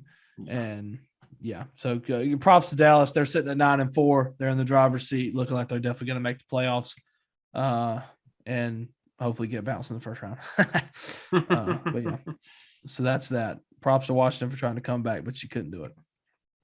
And if my computer will load, we'll go to the next one. The next one, Falcons-Panthers. It's a local rivalry. And both teams are just infuriating. Yeah.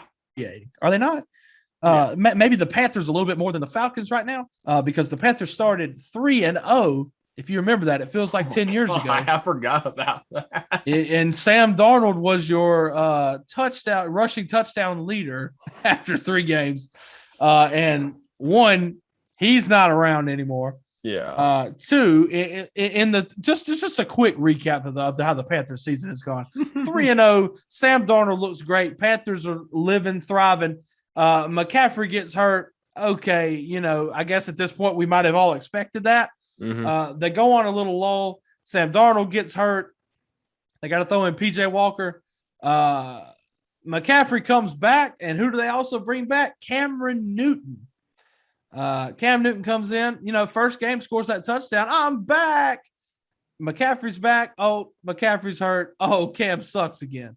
And now the Panthers are 5-8. They've gone 2-8 in their last 10. So Cam Newton, by the way, in his last 11 Panthers games is 0-11 as the starting quarterback for the Panthers. He was not the starter against the Cardinals. It's not good. And then, as much as we both love PJ Walker and we love an underdog coming from a special league like the XFL. Yeah. He ain't the answer. He has not been good at all. No. Really. So he did throw a touchdown. Cam didn't do that. Yeah.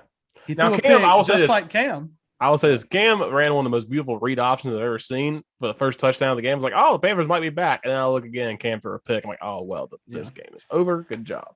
His shoulder is trash. He can't do it anymore, especially on a team like the Panthers, who is obviously down their best player in McCaffrey and just, not that talented. Yeah. What's funny, too, is the Falcons are 5-2 away, which means they are 1-6 at home. If you're a season ticket holder for the Falcons, how mad are you that your team can only win away games? This is just me being fat, but I wouldn't be that mad because the concession prices are dope. And I think they have egg salad and chicken salad sandwiches, and I would eat my weight in those, especially if they're only $3. Yeah, you know what? That's a solid argument. I'm okay. I die a happy death watching the Falcons. It's fine. As I watch them blow another 14-point lead. Yeah, as they blow a lead, and I stuff 3 chicken salad sandwiches into my face, I suffocate with happiness. Their one home win is over the Jets. Woo. It was a 7-point win too, by the way. Yeah, but both of these teams are infuriating. Don't get it twisted. Atlanta still, we have a lot. We could. We have a lot of problems we can talk about with Atlanta, but we're not going to for now. But, anyway, this show's already almost 3 hours every week, so we need to. Yeah, we don't need it to last 3 weeks. So some positives. Matt Ryan, 19-28, 1 touchdown. I still think that he is a very good quarterback. He just needs to get the heck out of Atlanta. It's over. Yeah. Cordarrelle Patterson, I'll say it again. The team that figured out how to use him is Atlanta. Now he had 58 yards rushing. Yeah, he had 58 yards rushing. Did score 1 touchdown there. Had 2 catches for only 1 yard. But that's pretty much it. I mean, this game was competitive. This game was competitive. It was 17-10 at halftime. And the final score was 29-21. I don't even think I said the final score yet, so I guess I need to say that. Cam Newton was the leading rusher for the Panthers as well. Chuba Hubbard, he's not quite Christian McCaffrey, is he? No. So that's that. Both of those teams there's honestly no hope for anything now because Tampa Bay's running away with the division, which we all knew that would happen. Yeah. Seahawks Texans a battle of Davis Mills gets the start again for Houston, and you know what, he did fine. He's okay. 33 of 49, 331 yards, 1 touchdown, no picks, got sacked twice. Literally his first game was in horrible conditions against the Bills' fully healthy defense at the beginning of the season. Yeah, I can understand why he struggled there, but was it the next week against either the Rams or somebody he just went off too? Yeah. He had a pretty decent week too. He's not a bad quarterback. No, I don't think he's bad. I think he's not the worst option in the NFL. I don't know if that's your guy. If you're we're gonna build our franchise around you, but he is solid. Right. He can win you games, but he just today just had his defense once again. That defense, the oldest team in the NFL is Houston, I think, and boy, they showed it. They are the opposite of Tom Brady. They are not going to play till 55. Right. And Houston still does have a weapon on the outside, and Brandon Cooks, who can do a lot, and is still a good receiver. 8 receptions, 101 yards for him. Obviously, that's pretty much it for Houston, and that's why they're 2-11. Yeah. And when your leading running back is Rex Burkhead, love Rex, but that should not be. That's not going to win you a football game. The man was a power back in Nebraska. No. Yeah. But the Seahawks, season's dead. They trying. They still have a lot of talent. I really don't think there's no reason they should be 5-8, but they are because that's just how it works out. Russell Wilson, 17-28, 2 touchdowns, no picks. Did not get sacked at all. Yep. But the Tyler Lockett, praise Jesus. He did 5 receptions, 142 yards, and a touchdown. I know Tyler Lockett is so boom or bust when it comes to fantasy, but I think if you took him out of Seattle, he wouldn't be as effective because him and Russ just have that thing going. Yeah. But when Tyler Lockett is on, he's freaking on, and he's one of the best receivers in the league. Mm-hmm. No cap, as the kids say. But the biggest thing for Seattle is Rashad Penny. The Seattle ran the ball effectively. No shot. They did. 16 carries, 137 yards, 2 touchdowns for Rashad Penny. I mean, he ran all over Houston. That is what won this game for them, even though it was 33-13 was the final score. I gotta say these scores earlier. Yeah. People don't know what's going on. Another just random thing. Kaimi Fairbairn made a 61-yard field goal in this game. He did. He spanked it. He's quietly one of the most consistent kickers, I think, in the league. He is, just like Younghoe Koo out of Atlanta. Yeah. Once again, you don't hear about them too because their teams are horrible. Correct. But when they have to, they're pretty clutch. So, yeah. All right, we'll move on to the next game. The next game involves what was the best 1-10-1 team in the world, the Detroit Lions, and they lost to the Denver Broncos 38-10. Yeah. They did not look like the best 1-11-1 team in the world on Sunday. Jared Goff was 24-39, 215 yards, a touchdown and a pick, got sacked twice. Craig Reynolds, a guy who oh my God, where is he from? He played at Kutztown College. Mm-hmm. He is a rookie. He got his first start. He had 11 attempts for 83 yards. So, you know what? Good for him. The Lions running backs, Jamal Williams had COVID and Swift is out with an injury. So they're just having to use, I guess, whoever they got. And then Amon-Ra St. Brown, who caught the game-winning touchdown pass against the Vikings, had 8 receptions for 73 yards. Yeah, that's pretty much it. Denver, what a day. Bridgewater, 18-25, 179 yards, 2 touchdowns, only got sacked once. Melvin Gordon ran for over 100 yards and had 2 touchdowns. And then Javonte Williams, who is very hot right now, had 73 rushing yards as well and a touchdown. So props to Denver. Denver's still confusing. Maybe not as confusing as like Philadelphia, but Denver's just toeing the line. Like, I mean, Denver, obviously, they blew out Dallas. Yeah. Which is a good win. Yeah. But then they have stupid losses, so they can't quite figure it out. They're the epitomization of 9-8, and I can see that now. The end of their season is against all playoff contending teams. It's Bengals, Raiders, Chargers, and Chiefs to end the season. So, but the way they are, they'll pull off 2 of those. Exactly, and they could be sitting. That's why I talked about the Bills. Gotta win those games because this is one of those teams that's gunning for you. Yeah, that final spot. Also, just want to say too, heartbreaking to hear about Demaryius Thomas. Yes, one of the best football players I've ever seen. The guy was incredible at Georgia Tech in an option offense. Yeah, found a way to make it work and be one of the best wide receivers in the NFL. Won that Super Bowl with Peyton Manning. For everything I've heard, was the nicest guy you can meet too, and just absolutely heartbreaking that he passed away. And so that's good for the Broncos to get a win. It was really cool of them to start the game with 10 players, only 10 players on the field, and they left his position open. Yeah, another cool thing, their final drive that scored a touchdown was 88 yards. So that's nice. That's really cool. So it's not crazy how crap like that always works out. Exactly. Like, it's just wild, you know. It's just like there's multiple instances, and I can't really think of a lot. I mean, the one I think about involving Tennessee on the day that they celebrated Steve McNair and they inducted him into the Ring of Honor. There's a picture of a cloud above the field that, I kid you not, looks just like a 9, which was Steve McNair's number. How does that stuff happen? Yeah. It's insane. It's wild. So, so a lot of hurting, of course, for the Broncos and the NFL, but good to see them get a win for this. And so, I really do hate just seeing Demaryius Thomas no longer with us. Yeah, it says a lot about DT as well to come through a program like Georgia Tech, where it was an option-based offense, and to, do his part and, be a good blocker, because that's what he did most of the time. Yeah. And now he had some good plays, which, sorry, Richard, but like the fake field goal, the fake field goal against Clemson. That's the first play when Georgia Tech did the real first play they showed. No, I hated it at the time, but man, it's one of the greatest plays I've ever seen a wide receiver. And then you can't say enough about their playoff win over the Broncos when Tebow was quarterback. Yeah. The 80 some odd yard touchdown to win the game against the Steelers. Like, that's such a special moment. It's one of the craziest plays. I'll always remember where I was when that happened. Me too. Tebow hitting Thomas in stride for a touchdown. It's heck of a player. Just a team like Denver, who would go on in the next couple of years to be one of the better teams in the NFL, beating who at the time was always a perennial playoff contender in the Pittsburgh Steelers, who were coming off a Super Bowl appearance. I think so. Yeah, where they lost to the Packers. So yeah. But rest in peace, DT. Mm-hmm. Absolutely.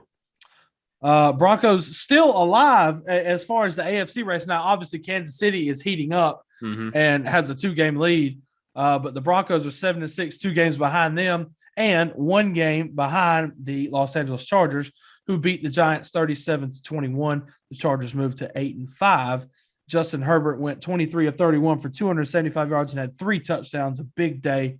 That one at the end of the first half was an absolute Oh my God, he's dime to Jalen rocket arm, dude. He's so freaking good. Yeah, he doesn't get talked about a lot because he's had some inconsistent games and he's only in his second year too. Yeah.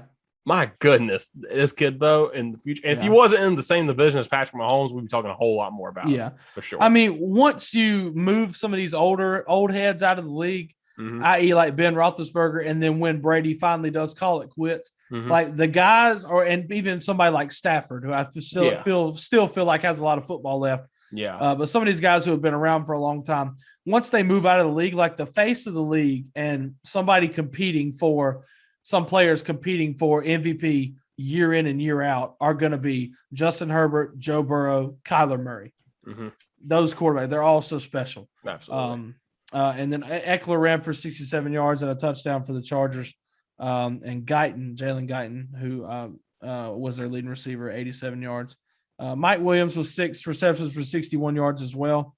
And Los Angeles was without Keenan Allen. So, but in New York, having to start Mike Glennon, obviously not ideal, but he did okay. 191 yards, 2 touchdowns and a pick. Barkley only ran for 64 yards, no touchdowns on the ground. Did have a receiving touchdown. Kyle Rudolph turned back the clock. I know. I'm very surprised to see his name. That was cool. He had a really good catch and run. If he was in Minnesota for a good bit of years and was a pretty good tight end, but Chargers disposed of the Giants. Giants are dead.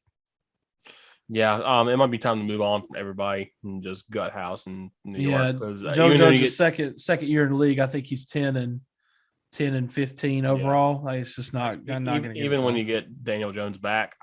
This ain't this is not the staff that's going to lead him to greatness. And I like Daniel Jones a lot. I think he has a lot of he's got raw talent. You know what? And I'm not saying this. I feel like people will kind of gasp at this because they're not in the same category at all. Even you, Richard. I think Daniel Jones is a lot like Josh Allen, just in the way that he can throw it decently well, but he runs very well also. And he's very raw, like Josh Allen was when he first got in. So if Daniel Jones can figure it out like Josh Allen did last year, then things could be good. But now the Giants are not nearly as talented as the Bills. But Joe Judge, there's a lot going on with the Giants too. Yeah, so. it's probably time to move on from Joe Judge. But Bengals 49ers. This was a really good game, and this was another blown lead. 49ers have been hot.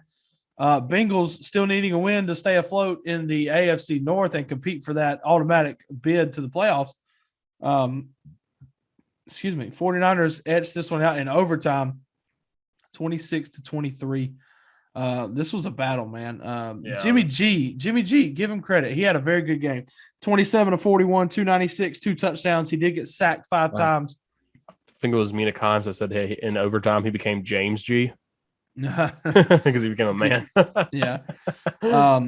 San Francisco, as far as running the ball, still using Deebo Samuel in that kind of hybrid way, while they don't really have a big name running back. Because I think Mostert's hurt or whatever. Samuel 8 carries for 37 yards, did have a touchdown. He's a Swiss Army knife. He had 1 catch for 22 yards. I still wish they would use him in the passing game. As much, but I guess it's different on his body when he's running the ball and he's getting hit consistently. But George Kittle, God, my favorite freaking tight end. I know I said that about Mike Gesicki, but I was just kidding. George Kittle, 13 catches, 151 yards, and 1 touchdown. I freaking love him, man. He's so good. And T. Higgins, leading receiver for Cincinnati, 5 receptions, 114 yards. Another big day for him.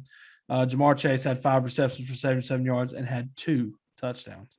Yeah. And Joe Mixon only had 58 yards on the ground, so San Francisco was able to keep him in check. But yeah, this game was crazy. It was at halftime, it was 17-6 San Francisco, and then it got up to 20-6. And then the Bengals missed a field goal.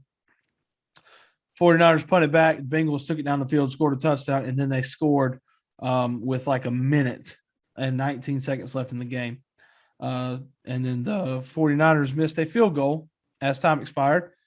So we went to overtime. Bengals drove it, had a good drive going, 50-yard drive, settled for a field goal, and then 7 plays later, the 49ers punched it in the end zone on a play from Garoppolo to Brandon Ayuk that got reviewed.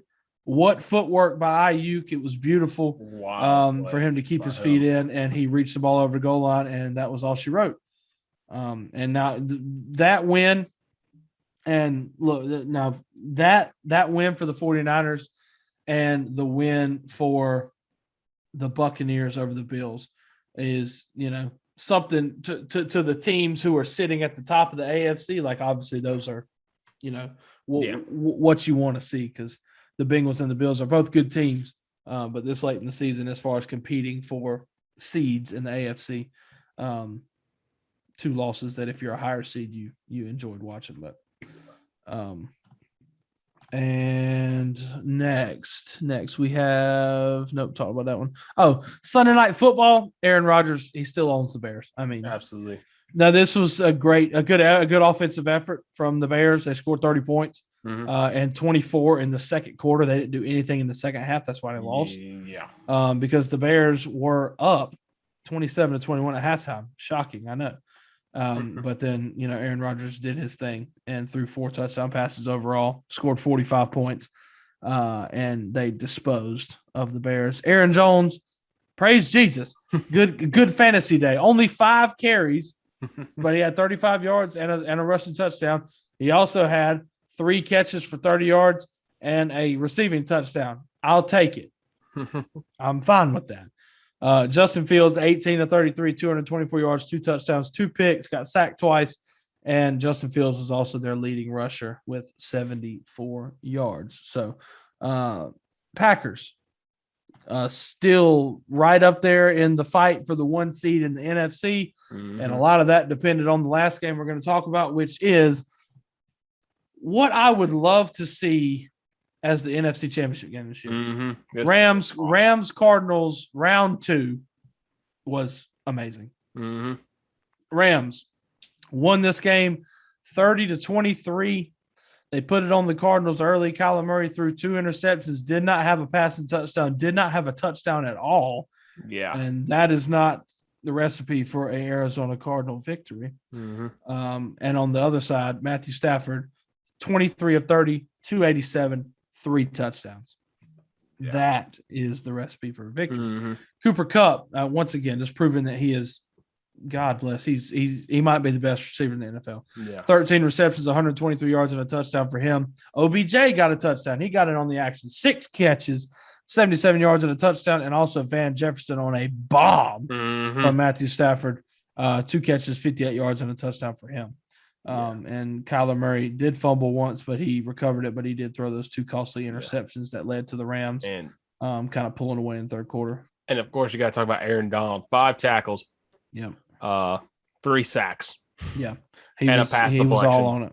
He was all and on he, it. And he was all up in Murray's face too. So if you've seen the clip, I don't know if you've seen it, where he just drives the offensive lineman right into Murray as soon as Murray has the ball for 2 seconds, and the offensive lineman's right on him. And he gets the sack. Yeah. It is best defensive lineman for sure in the NFL.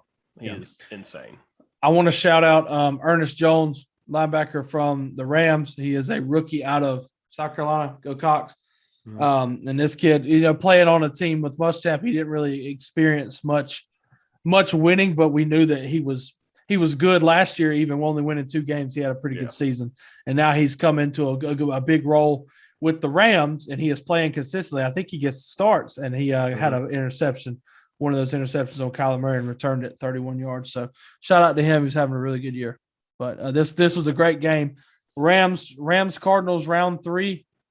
it could happen. I know it could. It really could. It would be great, whether that's in the NFC Championship game or however the seeds stack up. It could be earlier, maybe in the divisional round or whatever. But I think the world needs to see it again. It was great. Also James Conner had 2 rushing touchdowns for the Cardinals on 31 yards rushing. So he's continued. I think he has the most touchdowns in the league, which is crazy to me. Like, look at Pittsburgh. I like Najee Harris a lot, and I think Najee Harris is a very good running back. But wouldn't you think Pittsburgh would like to upgrade some other position? Looking at it now, when they could have re-signed James Conner for maybe like $1 or $2 million. Yeah. So at least help Big Ben out more. So right. But yeah, that's going to do it for NFL last week. The teams that were on a bye week: Colts, Dolphins, Patriots, and the Eagles were all on byes last week. But we will move to this week and tell you about what's coming up this week. We actually have a couple. Everybody's playing. No more bye weeks. So every team's playing. Great full days of football. Got 3 days of NFL. Thursday night we have the Chiefs at the Chargers. This is massive. This is a huge game. Chiefs are rolling. Chargers desperately need this game to get their tied for the top spot in the AFC West. Yeah. And this is going to be a doozy on Fox and NFL Network. Chiefs are favored by 3 on the road, which we all know a Chargers home game is not really a home game still, even though they are pretty good. Yeah. But I'm looking forward to watching Herbert versus Mahomes. Yeah, it's going to be crazy. They may break the scoreboard if either defense isn't buckled down. This could be insane. It's got serious Rams Chiefs vibes from 3 years ago. Yeah. And then we have 2 games on Saturday. First game, Dutton. I don't think it really means a lot for the Raiders, but it means a lot for the Browns. Raiders are at the Browns. Browns are a 3-point favorite. 2 teams that desperately do need a win and would like a win. But I'm interested to see what the Browns can do building off that win against Baltimore. But they play at 4:30 on NFL Network on Saturday. Yeah. And the Patriots and the Colts are the 8:15 game. That's a massive game. That's a massive game for a lot of people, including myself. And this is at Indy. Indy is a 2.5-point favorite over the 6 win in a row. Undefeated on the road. Patriots. Yeah, and the 6-0 on the road Patriots. So, this is going to be a doozy, man. I'm so excited to watch a classic Pats Colts matchup that we haven't seen for a while, which is rivalry restored back in the day when it's not quite Brady Manning, but it should be fun. Yeah, absolutely. But this game means a lot if you're a Tennessee Titans fan. Obviously, Patriots have been rolling. They are the number 1 seed in the AFC right now at 9-4. Tennessee is also 9-4, but Patriots, based on the AFC win percentage or the win percentage against other AFC teams, has the tiebreaker over Tennessee. But there's a lot of things to watch here. So Patriots win, then the Titans will be playing for a division title on Sunday against the Steelers. That can wrap it up. If the Colts win, Titans are still playing for something that's very important. If the Titans beat Pittsburgh on Sunday, then they will be the number 1 seed in the AFC again. So a lot to watch here if you're a Titans fan. But and then I guess I'll just segue into the Titans. Titans play at the Steelers at 1:00 on CBS on Sunday. Tennessee is a 1.5-point favorite going to Pitt. And this is exciting. I'm so ready to watch this game because obviously the scenarios there with the Colts and the Pats, like I just said, but Tennessee, it's not official yet, but scheduled to come back is Bud Dupree, who, like I said on past shows, doesn't show up in the stat sheet, but he is immensely valuable to this defense. And he is possibly going to come back Sunday to play his former team with a very immobile quarterback in the Steelers. So I'm excited about that. Also, Titans could get back David Long as well, their best linebacker, who has been out for a couple weeks. Well, I remember when we did the Bills Titans stream. Well, all night I was just like, David Long. There he is.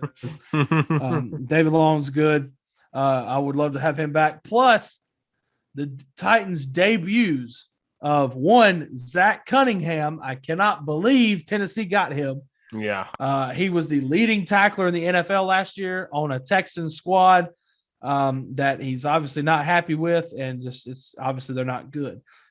He flipped the script kind of like Von Miller did. He went from a 2-11 team to a 9-4 team competing for the number 1 seed in the AFC. So Zach Cunningham, welcome to the squad. He should be making his debut Sunday. I'm extremely excited about that. The linebacker depth that Tennessee has now is very good because David Long, if he comes back, adding Zach Cunningham to the mix with Jayon Brown, who we just signed in the offseason to a long contract and has been on this team for a couple years now, and I like him. And then also Rashaan Evans, former first-round pick from Alabama, came back from injury this past week and had an interception. And so did Jayon Brown. So, Titans pick up Zach Cunningham on the waiver wire, and it might have ignited a fire in Jayon Brown and Rashaan Evans because they both got picks and had good games. So I think that's going to be just fan-freaking-tastic. Yeah. And then also an old controversial face, Golden Tate should make his Titans debut this Sunday, and I am very excited about that as well because getting Julio back last week was great, but Tennessee knew what they had to do to beat Jacksonville. They didn't take a lot of shots. Julio said he is fully healthy. He played the game last week, did not have any setbacks, didn't feel anything. He's ready to go. I'm ready to go. Add Golden Tate into the mix, and then not this week, but next week, A.J. Brown will be coming back from IR. If this Titans team is healthy going into the playoffs, especially with Derrick Henry possibly coming back week 18, definitely for the first round of the playoffs, I know I'm a Titans homer, but you better watch out because I swear to you, I would take this Titans team versus anybody when healthy. So, yeah, I'm stupid excited. I'm sorry. Go ahead. Oh, yeah, you're good. This Titans team's getting healthy at the right time, and that's what you need. That's all you need. And they weathered that storm greatly without out Derrick Henry, about all their receivers, and getting everybody back, and it's looking good, looking real good in Nashville for sure. I'm trying not to hype myself up too much because you know how things work out. Like, I mean, we're going to be playing for something on Sunday, and we could come out and lay an egg. You never know what's going to happen. But I'm very excited. A healthy Titans team can go far. But all right, the rest of the games. 1:00 on Fox. The Carolina Panthers are making the trip to Orchard Park to play the Buffalo Bills. Bills open as a 10.5-point favorite. I would say that's about right with the state of the Panthers. Yeah. You have a favorable matchup. I mean, we've seen Cam, obviously, if he's going to be starting again, he is 0-11 in his last 11 starts as a Panthers quarterback. And this seems like a good day for the Bills to figure it out and win a game that they should win already. Yeah. Again, Josh Allen questionable right now. Hopefully, you don't need him too much in this game or to run around too much in this game. Emmanuel Sanders is also questionable for this game, and Star Ukulele's questionable. So some big pieces missing for the Bills. But I think you should be fine. This Panthers defense, which is very good at times, has looked has not looked great over the course, and their offensive course hasn't helped them at all. Should be able to stop Cam Newton. They did it last year twice against the Patriots, getting a different team, but still they did it twice last year. They slowed down Cam Newton. And so, I think this should be a win for the Bills to get back on track. It's a game you need to win to get back on track. Because then, of course, like I said, you got the Patriots next week on the road. But got to get this one. It should be a good day for the Bills if you just play right, do your job on defense, and kind of shut down the Panthers. DJ Moore is also questionable for the Panthers too. So that's one receiver down in a team that's already down a bunch of weapons on offense. Yeah. I think this should be a good day for the Bills to get back on track. And that's about it.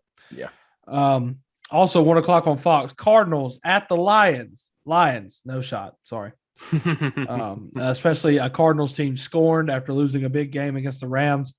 This is about to be a bloodbath. Not going to be pretty. 13.5-point favorites are the Cardinals. So RIP.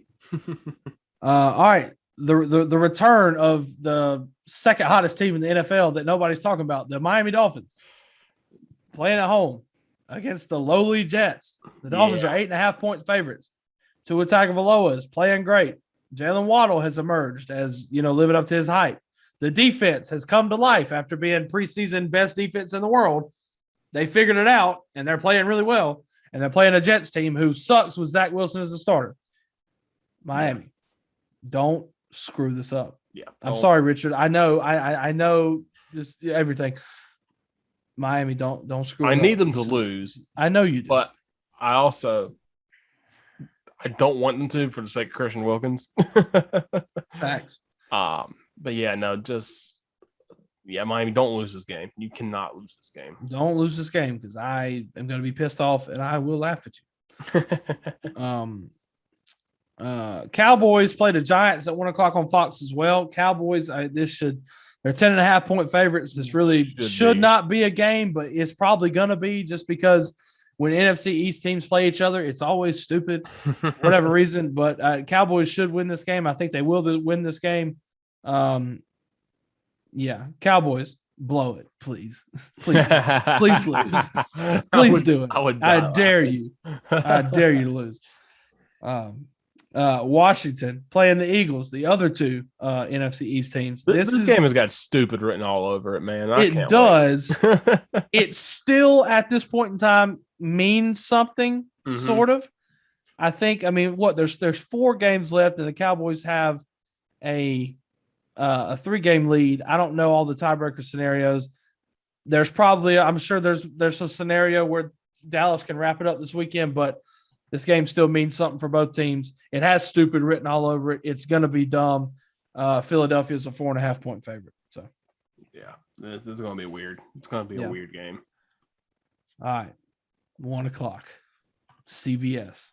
Let's go live from TIAA Bank Field in Jacksonville, Florida. The game of the year. Tickets as low as $12. Jacksonville Jaguars a 3-point favorite over the Houston Texans. The 2-11 bowl, baby. All I have to say about this game is Davis Mills, if he's starting, do your thing. And give the ball to James Robinson, you freaking idiot, Urban Meyer. What if this is the greatest game of the year? It's like 52-49 or something crazy like that. Well, hammer the over because it's 39.5 is the over. Oh, my goodness. So they're not expecting much, and neither am I. So. The final score is it's going to end in a 3-3 tie, and we're all going to go home angry. That's what you're saying. This Davis Mills throws for 400 yards and 3 touchdowns. Trevor Lawrence throws for 150 yards and 2 touchdowns, but Jags win this game. I'm calling it. I can see it. Calling it right now. Oh my goodness. By 10 points. However that's going to work. If that happens. But no defensive touchdowns. You just got to figure it out. Yeah. Jacksonville returns 4 punts for touchdowns. What a stupid I'm kicking game. it to him, huh? What a stupid game. I don't know it. Do you watch? I know you know who Urinating Tree is, right? Yeah. Do you watch his sports ball every week? Yeah. Okay, me too. This is just the type of game I cannot wait to hear him talk I know. about. I'm so excited to hear him talk about this game. Anytime the Steelers lose, or there's a horrible game going on. My favorite thing, it kills me. He live streamed. I saw last week for the Vikings game because he has 500,000 YouTube subscribers. Which wow, what an accomplishment! And he live streamed, and Pittsburgh tried to come all the way back, and his favorite thing to say is just the Steelers are gonna Super Bowl, and that freaking kills me all the time. It's so funny. If Urinating Tree on YouTube, please go watch it. It's hilarious. Not just NFL. He does in-depth hockey, baseball. He doesn't really dabble in basketball. Yeah, he does like the playoffs for the NBA. Some college football, but a lot of baseball content during baseball season. Even hockey stuff, but football is the mainstay. His channel's glorious. So big Pittsburgh sports fan too. So if you're all Pittsburgh sports fans, is a good follow too. So, and at 4:05, the Bengals playing the Broncos. This is a big game for both teams. Massive game. This should be a good one. Denver, a 1.5-point favorite at home. So This is going to be a fun battle. Joe Burrow, I think, gets the edge as far as the quarterbacks go, but that Denver running game, Melvin Gordon and Javonte Williams, it should be fun. Falcons are at the 49ers. San Francisco, despite San Francisco being only technically one game better than the Falcons, San Francisco is a 9-point favorite at home. Ugh. If that tells you anything. Wasn't this the game a few years ago where the Falcons pulled off the incredible comeback? I think it was against 49ers. It was like a reverse. The 49ers are the reverse Falcons where they gave a big lead or something, I feel like. Maybe. The Falcons did that to somebody. I feel like it was 49ers, but I could be wrong. Heavy dose of Deebo Samuel wins you this game. It's going to be interesting. It's the battle of the hybrid wide receivers. Yeah. Deebo Samuel and Cordell Patterson. So. 4:25 on Fox. We have Seahawks at the Rams. This shouldn't be a game, but for some reason I feel like it's going to be. Rams coming off a big win. Seahawks coming off a win. 49ers. 49ers the other week. So yeah. So still a lot. Like I said, a lot of talent spread across that Seahawks roster. It's just if they can run the ball effectively, which is obviously hard going against Aaron Donald and Von Miller and all them boys on defense, they have a chance. But 4:25, big game. Packers, Ravens. It means a lot for both teams. Packers wanting to hang on to that top spot in the NFC, and the Ravens wanting to, stay afloat as far as God bless, stay on top of the AFC North at 8-5. And Packers are 10-3. Green Bay 4.5-point favorite on the road. Yeah, interesting to see that quarterback for the Ravens too. If it's Huntley or if it's Lamar. How healthy Lamar is going to be too if he comes. Yeah, that's definitely going to affect this game because the Packers are very good and they are deserving of that top seed in the NFC right now. They're the Cardinals, the Rams, the Bucks. I mean, they're all good, very good, championship caliber. But speaking of the Bucks, Sunday Night Football has got the Saints at the Buccaneers, which. 6 weeks ago would have been an amazing matchup. Yeah, Jameis returning home probably. Yeah, an interesting storyline, but have they? Oh, never mind. They haven't. Wait, hold on. Oh yeah, they did lose. They lost to Jameis. They did. That's true. They lost to was it Simeon? Was Simeon the quarterback? Yeah, I think so. Yeah. Okay, whatever. The Saints have the freaking Buccaneers number. Yeah. So, but Tampa Bay is an 11-point favorite. I feel like this game will be competitive though. But I definitely see the Bucs winning. Taysom Hill has looked pretty good when he has looked more comfortable in that quarterback role. So he has. Something to note. Obviously, this game is played in Tampa, Florida. It's going to be 74 degrees. How beautiful is that? Ew. And then Monday Night Football, we go to frigid Chicago where it's going to be 35 as the Bears host the Vikings. What an ugly game this is going to be. Yeah, I'm just so enthralled to find out how the Vikings are going to blow it. It's 42-0 at the end of the first quarter, and they win it 45-44. This is the dumb stuff that's going to save Matt Nagy's job. I know, but maybe they'll fire Zimmer, so win-win, I guess. As long as one of them gets fired, I think we're all going to be happy. Right. And they both need to be canned. Yeah. So, but that is the NFL Week 15. No buys, everybody's playing, so full slate of football on 3 different days. You got to love it. This is a great time of the year. So yeah, it's gonna be fun. Love this time when they start moving games Saturday because it makes games feel a lot more bigger too. And also when they flex games as well as it gets closer to the end of the season. It gets real cool. So yeah. All right. So we'll dive in quickly to college basketball and looking at scores now when we're recording. I just want to mention this because Tennessee is beating South Carolina Upstate 81-43. We all expected that. Upstate has a player named Mysta, Mysta Goodlow. I just want to mention that. Marinate for you. Scored. Also, South Carolina, which this is cool that they do this, but it's kind of funny. They always play like a D2 or NAIA team every year. Mm-hmm. They're playing Allen right now. They're up 94-43. Oh, Allen. Get that check, baby. Get that check. That's all I can say. I'll say one thing about South Carolina men's basketball. Heck of a win this week too, by the way. Yeah, they're 7-2. Mm-hmm. There's a lot of criticism surrounding Frank Martin, which, to a certain extent, I feel like is deserved because you would think coming off a Final Four run, you'd be able to build off that. And the short answer is he hasn't. Yeah.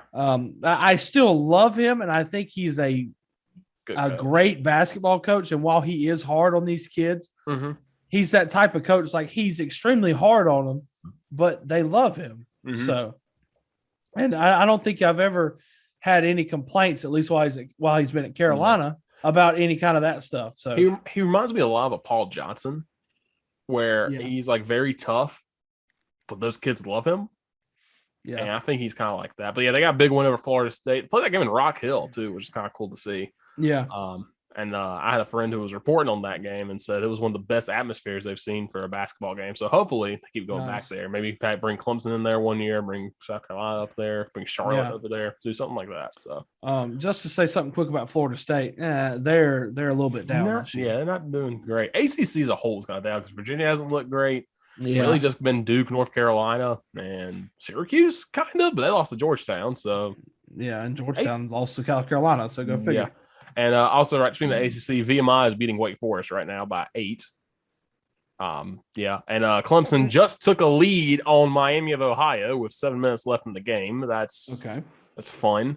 This game is tied at halftime. Alex Hemingway is the leading scorer for Clemson. If you want to know how that game's going for him, South Carolina does play at Clemson this week on Saturday, so that should be a good game. It looks like. Yeah, should be a fun one. Right now, Duke is rolling over South Carolina State 35-14. Expected that, and good to see. Paolo Blanchard already stuffing the stat sheet: 9 points, 5 rebounds, and 2 assists.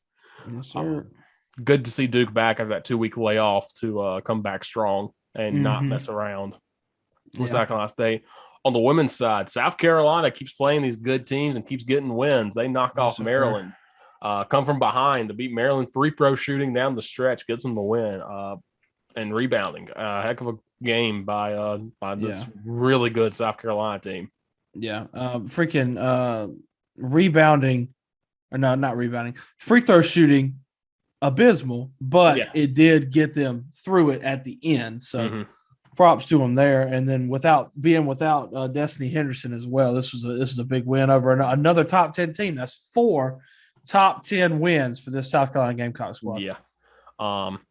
Looking also, UConn women out Paige Buchers, and they go to Georgia Tech and lose. Nell Fortner, man, has been on a roll since getting there, and Georgia Tech got to be looking up for them, but they do recover and knock off UCLA on Saturday with a big time comeback win. South Carolina plays Duke on Wednesday, so a little bit of pass by the time we record up in Cameron. Duke looking really good under Kara Lawson in her first full season. So I'm looking good for that. But Waff, you know what game I want to talk about. I do. You've all probably seen this you may have seen this on Twitter. You may have seen this somewhere. Georgia Southern took on Carver Bible College at 11 a.m. in a field day game where all the kids come in. Normally, you'd see this game and it's like, that's a win for Georgia Southern, whatever. Oh, it was a win for Georgia Southern. It was more than that. Yeah, it was. The final score was Georgia Southern dropped 133 points. Carver scored 15. 1-5. To put Georgia Southern started this game on a 19-0 run. Okay. Carver at 1:32 left in the first quarter. Tye Treasure gets an and one play. What a name. Yeah. They're down 25-5 with the Carver College Cougars. Wop, when was the next time that Carver scored a point? Well, Richard, the answer would be with 4 minutes and 38 seconds left in the third quarter. At that point, it was 79-7. It was 99-9 at the end of the third quarter. I'm going to let that marinate for you. Just let it soak for a minute. Yeah. Go look at this box score. Please go look at it. It's ridiculous. It's wild. Georgia Southern had 90 points in the paint. They had 78 points off of 49 turnovers. Mm-hmm. Well, it makes it even great. Carver shot the ball 49 times, which means on almost every possession, you're either throwing a shot up or turning the ball over if you're Carver. Stats sheet Shuffer, not really a whole lot. Nobody had 20 points for Georgia Southern, which makes this even. This is just a beatdown. Yeah, it's all around. Everybody got in on the action. Yeah, everybody scored that played for Georgia Southern. We were a close to triple-double for Deja Holmes off the bench with 12 points, 7 steals, and 9 assists. She also had a rebound and had 3 blocks.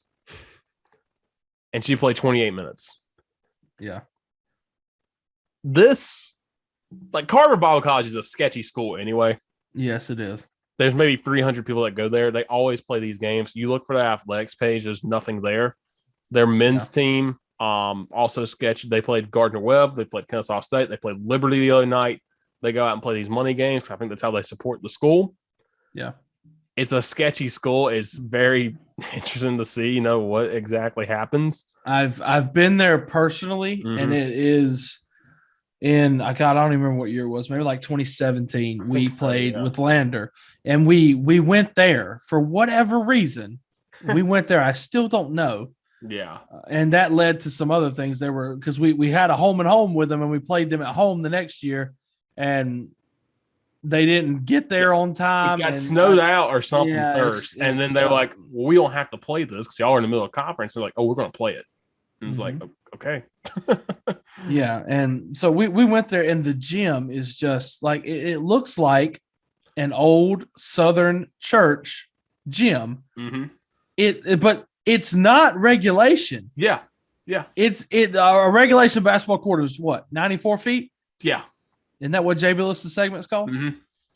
This is a legit high school court. It's only 84 feet.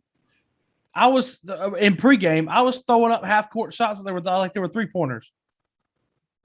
There was no. I didn't have to put much effort into it. Is my meaning, and you could just tell, and and for us, like a team like Lander, which I'm sure a lot of people that listen to this don't really know about Lander. We press and we run fast. But I never thought that playing on a shorter court, how much that would affect us being able to run. Now, we still won the game by a lot, but, it didn't flow well because, we're trying to turn and run and go, and you don't have as much space as you think you do. Mm-hmm. It really affected it. And it's just, they don't have a regulation court. Like, that just blows my mind. It looks like a old church gym. Mm-hmm. It's run down, and it's obviously been there for years. And I'm sure people who go to church there have a great time playing in it, but this is not where college basketball should be played. And they're playing D2 and D1 schools. This is right. It's one of those very sketchy colleges that you talk about. Like the Long Beach that popped up this year. Yeah. That is a real school. But the Bishop Sycamores, things like this that are just College like it's of Faith as a one that pops up every couple of years in Charlotte. Sketchy stuff there. So but hey, listen, all publicity is good publicity, I guess, if you're Carver Bible College. No, you're right. I don't know, but their men's team is notorious for just going around playing a bunch of teams like a horrible version of the Harlem Globetrotters. Interesting to see. Biggest thing for me about this game is, if you don't know anything about Georgia Southern, which I still don't know a whole lot, but I do know who the coach is. Yeah. The head coach for Georgia Southern is in her third year. Yeah. Her name's Anita Howard, and she started lower D2 level. I think she was like a high school coach, and then she eventually got the job at Livingstone, which is, I believe, in HBCU and D2. Mm-hmm. And she turned their program around and had a lot of success there. And then she got the job at Columbus State, which is in the same conference as Lander. It's in the Peach Belt Conference. They're located in Columbus, Georgia. And she replaced, God bless, I can't remember the name of the coach, but she replaced a coach who was very, very good. and had led Columbus State to be one of the better teams in the country, and had come off like a Final Four appearance, and like they had all these girls that were just such good players. And they were coming off regular NCAA tournament appearances and making it pretty far in the tournament. And she took this team over and took them first year now with all his players, took them to the Elite Eight. And she had a ton of success at Columbus State, and I have a lot of animosity for her because my senior year, we were in the Peach Belt tournament and they bounced us, and there's no reason they should have bounced us. They had one good player named Tatiana Wayne. She used to throw up 40 shots a game. She only made 17, but she just shot all the time. And of course, we called her on the day where she was red hot, and we lost. And that's not how my senior year ended, thankfully, but it did rob me of another Peach Belt championship. Yeah. So darn you, Anita Howard, and your clothes and your heels that you wear on the sidelines. But another thing, a key instrumental piece, as well as Tatiana Wayne, to that team that beat me in my senior year, was Taya Gibson, who is now playing for her at Georgia Southern, and had how many points did she have the other night? God bless, I just lost it. She had 15 points. She was 6 and 9 from the 4, 3 3 from the line. So she was able to bring some talent with her, and also one of her assistants was with her at Columbus State. So, and she started out 8-2, so good for her. Yeah, she's done really well. Georgia Southern's got a weird schedule, so they played Allen in the exhibition, murdered them. They beat Auburn on the road, which yes, they did. Nothing to sneeze at. Beat Fort Valley State, beat FIU in overtime. Go out to San Diego, lose San Diego State, but then they go play San Diego Christian on the road, who's an NAIA school. Murder them, of course. Beat South Carolina State, lose to Indiana State, beat College Charleston. They scored 121 on Gardner Webb. That was a school record for points. Gave up 105. Yeah, gave up 105. Crazy. Yeah. Gardner Webb had a player score 38 points in that game, and another player scored 36 points in that game and lost, if you want to think about that. And then, of course, this game against Carver Bible College.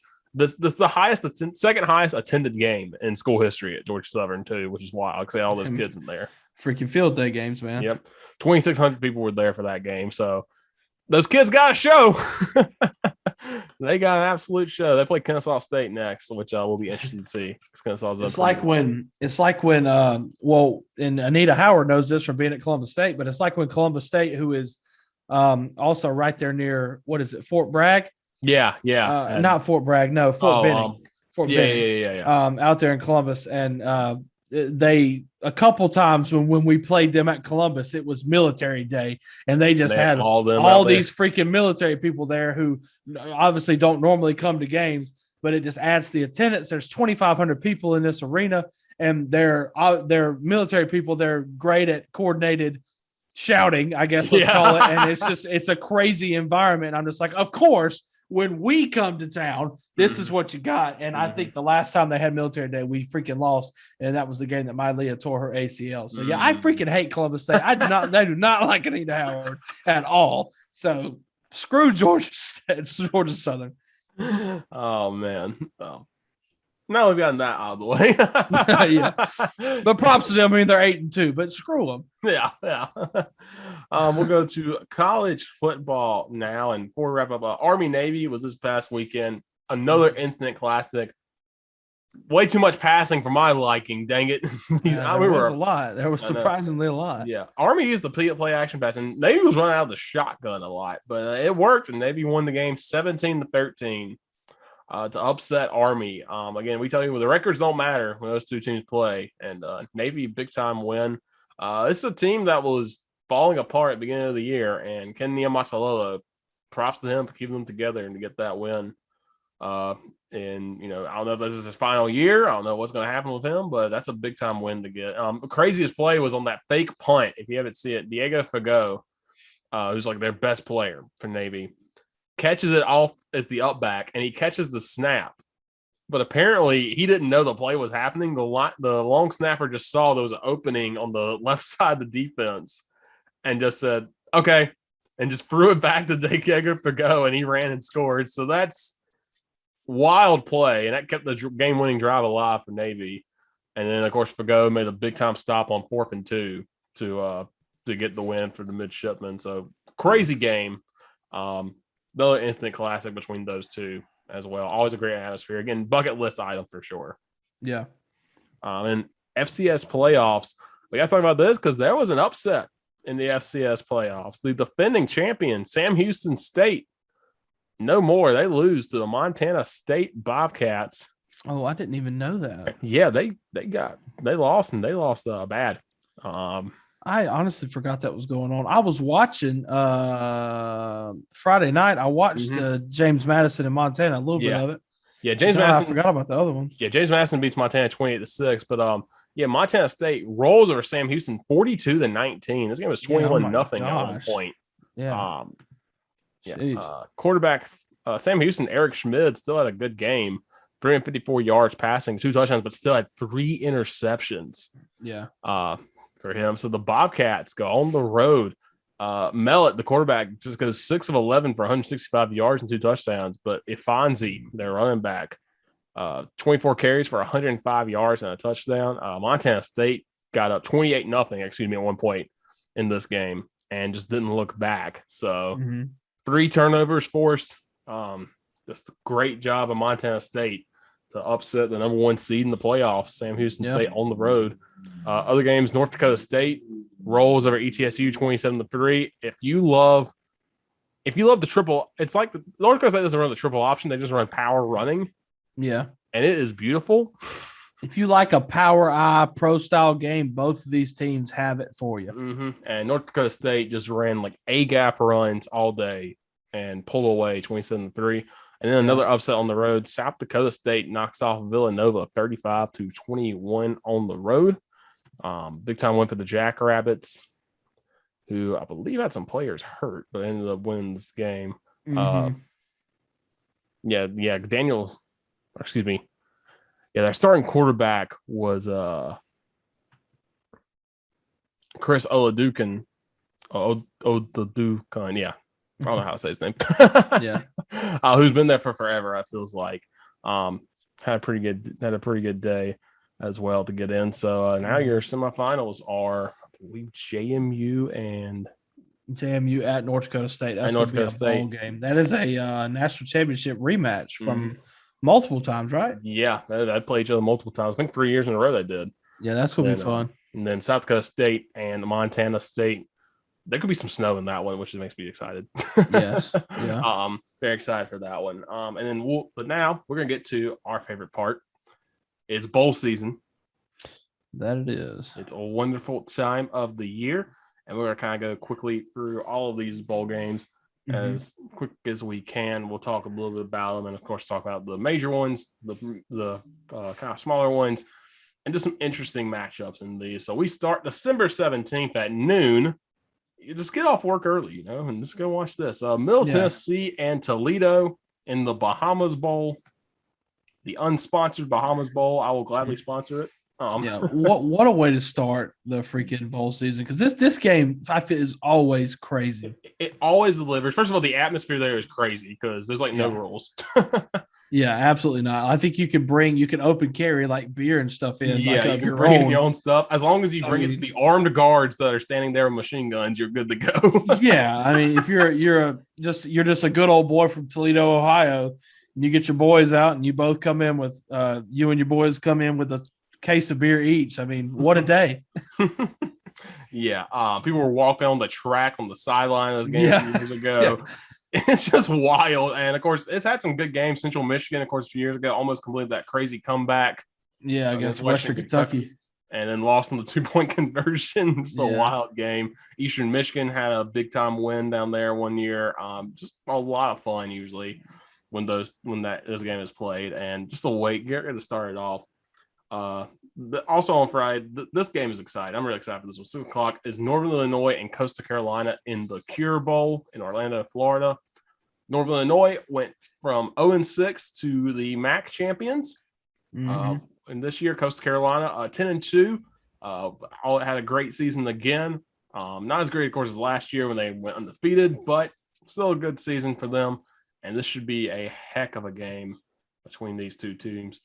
Coastal's a 10.5-point favorite in this one, which is kind of wild. It's going to be kind of fun to see Rocky Lombardi against Grayson McCall. Yeah. What stadium is this? Oh, it's the soccer stadium. Yeah, they're playing at the soccer stadium because it's smaller in Orlando. Because I was Orlando. like, I know it's not the Bounty House. Who else plays in Orlando? Yeah, But, yeah, that game's exciting. I'm excited to watch that one. Yeah, it's gonna be 85. Oof. Oh, that's the host is gonna be used to that. So Northern Illinois, it's sponsored by Tail Greeter. What in the world is Tail Greeter? I'm not entirely sure. I'm on it. You can keep going. I'll update you. Full slate on December 18th with the roofclaim.com Boca Raton Bowl. Interesting. All right.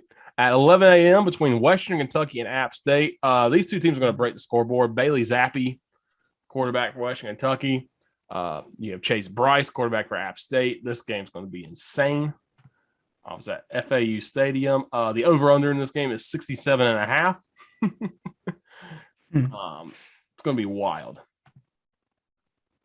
Okay, Tail Greeter update. Mm-hmm. Tail Greeter, when you pull up their website, says connecting you with the best tailgates at every game. So this is a website specifically designed to get you drunk and ready for a football game or whatever sporting event. So it's going to find you the best tailgates and I guess give you set tailgate spots. Okay, yeah. So like there's this one on here for Chargers and Chiefs, $30 a person. Yeah. They have ticket packages for the Cure Bowl. You have a sideline game ticket. Oh. A tailgate. I believe that's something else. It looks like. Yeah. Why are we not going? I know. This is great. That's awesome. They're doing it for the Boca Raton Bowl too. They have stuff for West Ham and Arsenal, a free event over in England. This is a great business idea. I love it. I'm all about it. It's insane. They have all of these for all the bowl games, it looks like. Yeah, it looks like they have packages for almost all the, at least all the post-Christmas games, it looks like, too. So, well, heck yeah. This is a smart idea, whoever came up with this. Good for them. Anyway, getting back to the bowl schedule, at noon you have the Celebration Bowl, HBCU National Championship for D1 between Jackson State and South Carolina State. This game is sold out, which is wild. Yeah, that's going to be fun. It's two FCS teams playing, and it's sold out.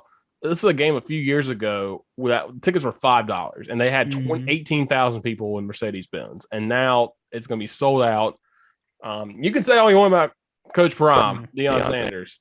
Yeah. But he's got a good team, and he's marketed them well. Yeah. He's done that job. And South Carolina State's a good football team, too. Went undefeated in the MEAC. So it'll be an interesting matchup, I think, to see what's between those two teams. A fun game down in Atlanta. This one, first of all, I think Chris Fowler has Reese Davis, one of them has no idea what this is the sponsors for this. I didn't know for a while. This is the PUBG Mobile, the video game. What an Bowl. unbelievable sponsor. That's almost like the Raid Shadow Legends Bowl. Like what? That's so crazy to me. PUBG Mobile or like the Fortnite Bowl. The Call of Duty Warzone Bowl. Like what? No, it'd be wild when it comes out in 2023, the NCAA football bowl game. Yeah. Or we're just breaking so many rules right now. Throw it back to 2007. There should have been a Guitar Hero 3 Legends of Rock Bowl. Like the trophy's just a golden controller. Yeah, it's a golden controller that is actually operational. And every team, you don't get packages for going to this bowl game. All you get a free PS2 with a copy of the game and a controller of your team on it, like the colors. Oh, that's sick! I want that. I want that so bad. At the end, the MVP's got to play for the Fire and the Flames on the video board. I love it. This would be great. Where were we? Where was this 14 years ago? God. This should have been the. Oh gosh, what was the bowl game that was always on like January 6th, but it was like the International Bowl up in like Canada or something. Yeah, the one that like Central Michigan when they had Dan Lefevre used to always go to. Like it should have been that bowl game. Oh man, this one is Fresno State and UTEP. Fresno State, our boy Jake Hayner, still a solid season. 3,810 yards, 32 touchdowns, 9 interceptions. I think he's playing in this game. Fresno State doesn't have a coach, by the way, so that's going to be interesting to see. Against UTEP, who's turned it around. UTEP, usually a really bad team, finished 7-5 this year. Didn't end strong. They were 6-1 at one point, I believe. Just kind of fell apart toward the end. But hey, they got to the bowl game, and that's all you can. That's all I can say for a job well done down at UTEP. Mm-hmm. This one, the Radiance Technologies Independence Bowl, BYU and UAB. First of all, BYU is number 13 in the country, and they're going to the Independence Bowl, which is that's disrespectful. Yeah, it's very disrespectful, but it should be a good game against UAB. Bill Clark has done a heck of a job there getting them back after the team was shut down, keeping them together. It should be a fun game at least, for sure. Then at 5:45, you have the Lending Tree Bowl in Mobile, Alabama. It's not in Lad Peoples, thank God, so you get to actually play in a good stadium. Right. It's Liberty in Eastern Michigan. This is a game I feel like this is going to happen, but it could be really fun because Malik Willis is playing in it. Yeah. Eastern Michigan, 7-5, classic MAC team. Just kind of snuck up and beat some people they shouldn't have. But, it could get weird. Could get interesting. It's probably going to be one of those we're going to look back and go, this was a really stupid game, but it's okay. Yeah. Next one, 7:30. Your first Power 5 game. It could be a fun one. But first of all, it's the Jimmy Kimmel LA Bowl presented by Stifle. These names are wild. These are so stupid. So like Lending Tree's pretty normal. That one stuck around for a while, but the Jimmy Kimmel LA Bowl. Yeah. Presented by Stifle. I don't know what Stifle is, but you know what? Is Jimmy Kimmel going to do his night show at halftime or something? That's the halftime is the show. It's in SoFi Stadium. It's Why is SoFi not presenting this? How many people you think will show up to this game? How many fans does SoFi hold? Probably 70. Yeah, that's maybe. I would say less than half. Yeah. I don't know how many Utah State fans there are out in the world. Oregon State, I feel like, has less. Oh, that's the game. It's Utah State and Oregon State. Utah State, the Mountain West champions, excuse me. Yeah. Utah State might win this game pretty good. Yes, Utah State is good. Yeah. Stifle, by the way, is a financial firm with the most corporate-looking, boring website. It's one of those financial investment things, whatever, that has a bunch of money for some reason and sponsors bowl games. Over under for this game is 67.5. Tickets are as low as $21. Hey, let's go. All right. And your final game on Saturday. This one stuck around for a while. R&L Carriers New Orleans Bowl, Louisiana and Marshall. That could be a really fun game in the Superdome. It's going to be a Louisiana home game. Yes, for sure. Levi Lewis, quarterback for Louisiana, is a lot of fun. But Marshall, really good team, consistently good team. And they score 34 points a game. So this could be a fun one as well. Oh, yeah. December 20th, the Myrtle Beach Bowl in Conway. Yay. Is Old Dominion and Tulsa. All right. Old Dominion makes sense for this selection because they're 5 hours away. Tulsa? Yeah. Yeah. You get to come to the Myrtle Beach Bowl, but you don't even get to go to the beach. Yeah, you're 45 minutes away. You're 45 minutes away. Yeah. At least you got a nice stadium to play in, I guess. I don't know. And some of these Tulsa kids, they don't always get to even sniff the beach. So. Exactly. I feel like Old Dominion's those kind of we live in Norfolk. We're right near the beach. Yeah. We're right near probably a much nicer beach. Yeah. Yeah. Myrtle Beach sucks for all you people that go to Myrtle Beach. It does. It really does. What's the weather for this? I don't see a weather for this yet. It's probably going to be windy and cold too, because around this time it's always windy and cold down there. Yeah. Yeah, I feel like this is going to be it's also 2:30 on a Monday is when this game's being played. So, yeah. That's what tells you about all you need to know about Myrtle Beach Bowl. Yeah. December 21st, Kent State and Wyoming in the famous Idaho Potato Bowl at Albertson Stadium. It's at 3:30 in the afternoon as well. It's going to be frigid. Yeah, it's going to be cold. 35 degrees. They have weather for this one. 35 degrees at Albertson Stadium. Yeah. Wyoming used to that. They played there almost every other year because they play Boise. Kent State Yeah. from Ohio. They get to see Dustin Crum, who's a pretty good quarterback for the Golden Flashes. I hope they wear those light blue uniforms. Those Those are light blue beautiful. uniforms are gorgeous. Oh my God! If they were light blue and Oregon goes like yellow over brown, oh my gosh! What a uni matchup on the blue field. Oh, God. Oh God! Oh, I'm excited for that game. I know. I want to see see the uni reveals for this one. Let's go. Then finally, you have the Tropical Smoothie Cafe Frisco Bowl. This is going to be a fun one. This is a really fun one. UTSA and San Diego State couldn't be more opposite teams in how they operate. UTSA is going to try to score like crazy. San Diego State's going to try to stop you with the punt god, Matt Ariza. Yeah. Who got some votes for the Heisman. He got some third place votes for the Heisman. So good for him. But yeah, this is going to be a fun game. Good to see UTSA in a big primetime game against a good team like San Diego State.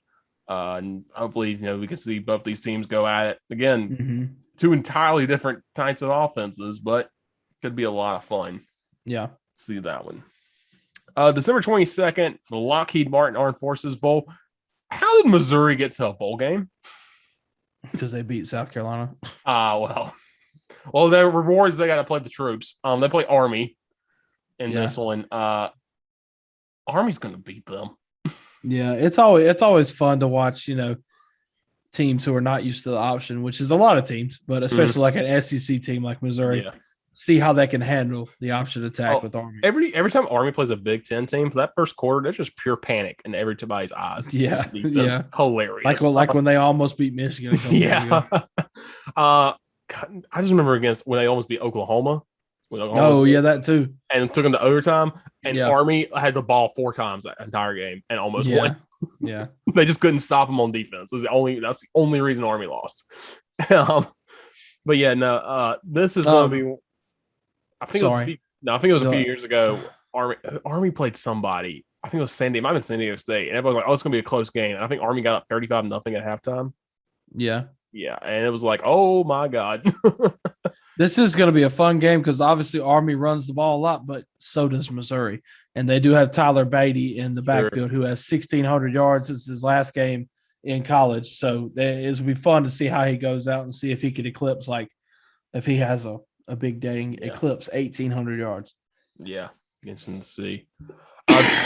Third on 3:30, you have Miami, Ohio against North Texas in the Frisco Football Classic. This game was invented this year because we had a weird number of bowl teams, and it's a classic. Interesting. Yeah, it's being played at the same stadium that the Frisco Bowl is being played just 2 days later, by the way. Yeah, that's dumb. Why would they not stretch that out a little bit more? But congrats to Miami, Ohio, and North Texas for getting there. Yeah. Also, Miami, Ohio, don't forget, are quarterbacked by Blaine Gabbert's little brother. Mm-hmm.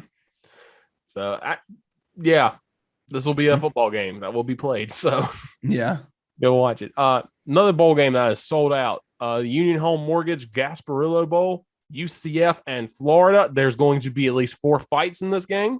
Yep. And I'm excited because UCF has wanted to play Florida for years. Florida kept saying no. They agreed to a game in like 2028 or something crazy like that. Yeah, no. Florida had a bad year. UCF had a good year. So Gasparillo Bowl was like, okay, y'all playing each other. Yep, let's do it. We'll give you an early dose, and Florida sucks. So of course, this is pre-Billy Napier as well. Florida, he's still not quite the head coach yet. He'll probably be at the game. I'm ready for a fight because these two teams have been talking smack to each other. They probably grew up playing with each other and against each other in high school. This is going to be a fun one, I think, just for the pure. It could be a horrible game, but there's going to be some fights in this one. Yeah. December 24th, Christmas Eve, the Easy Post Hawaii Bowl as Hawaii hosts Memphis.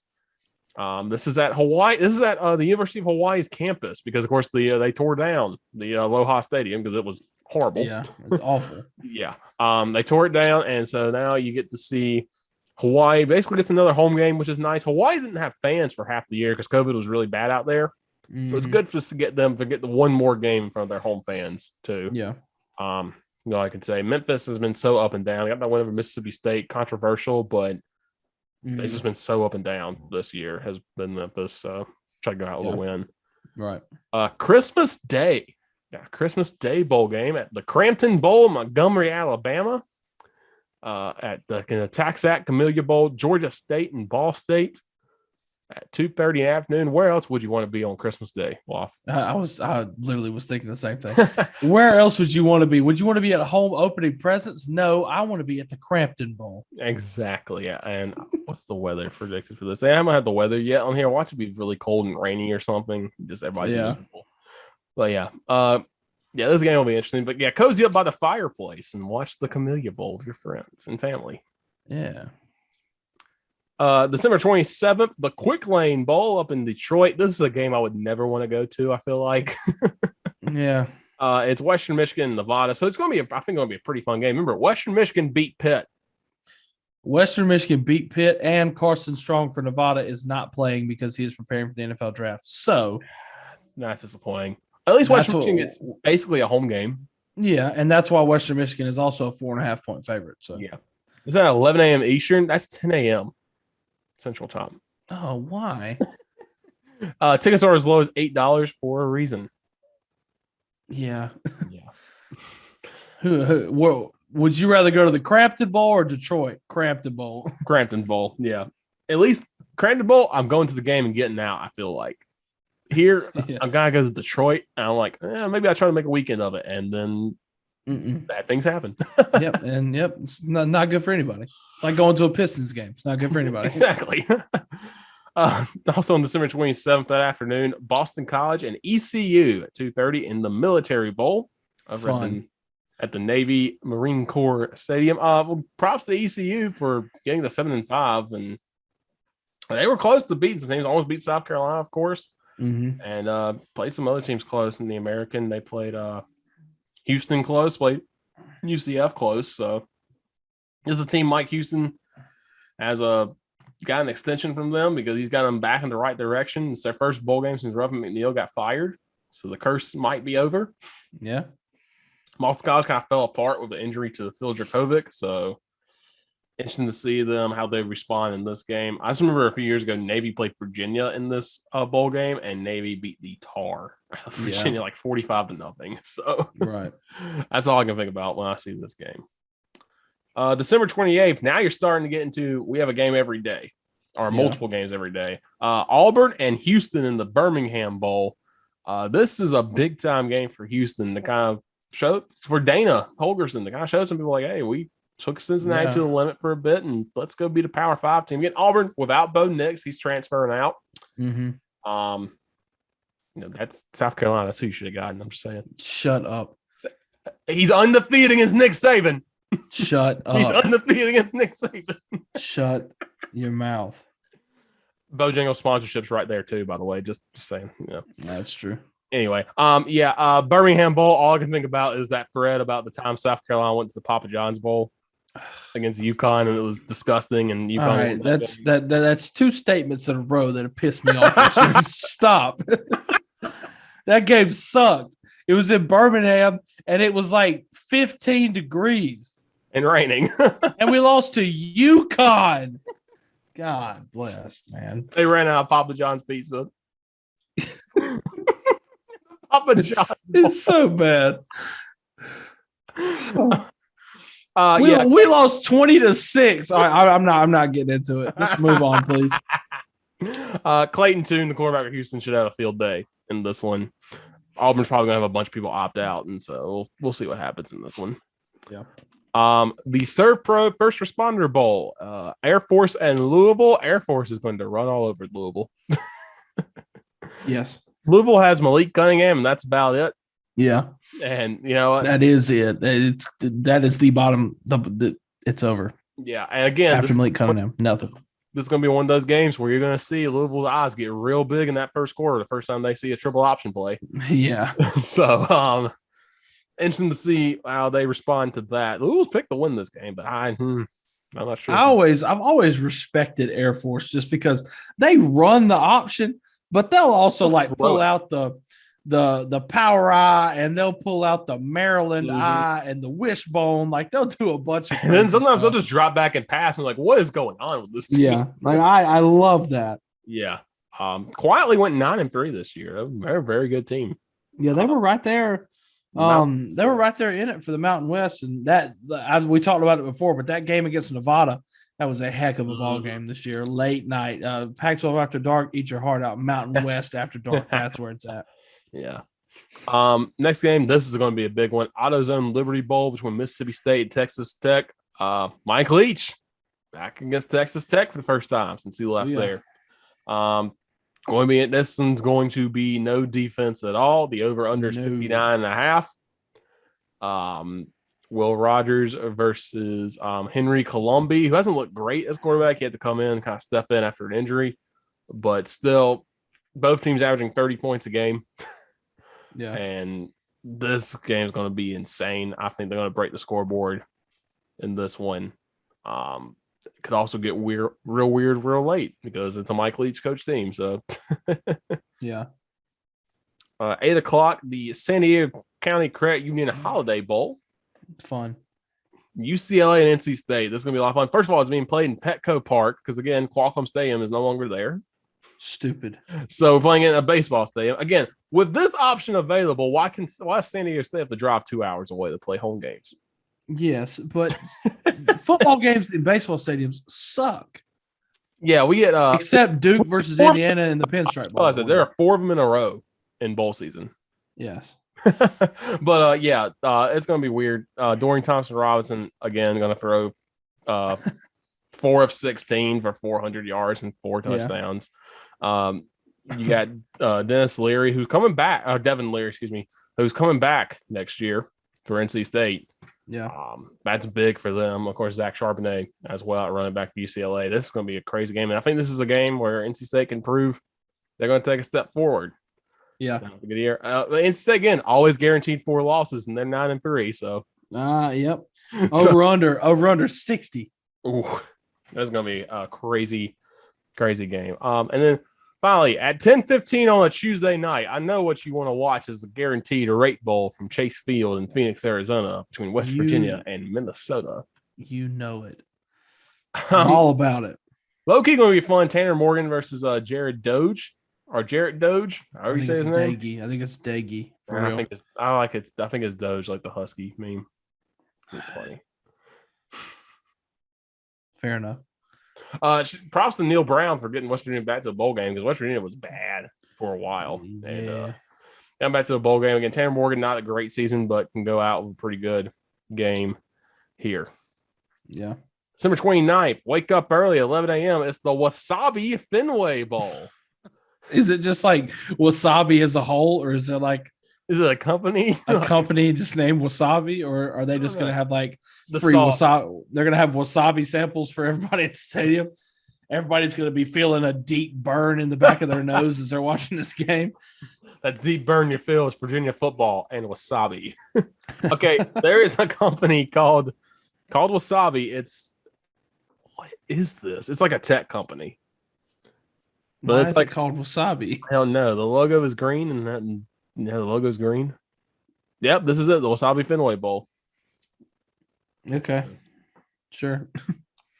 All right, it's the first Division I bowl game to be held in New England. Did not know that. Oh, interesting.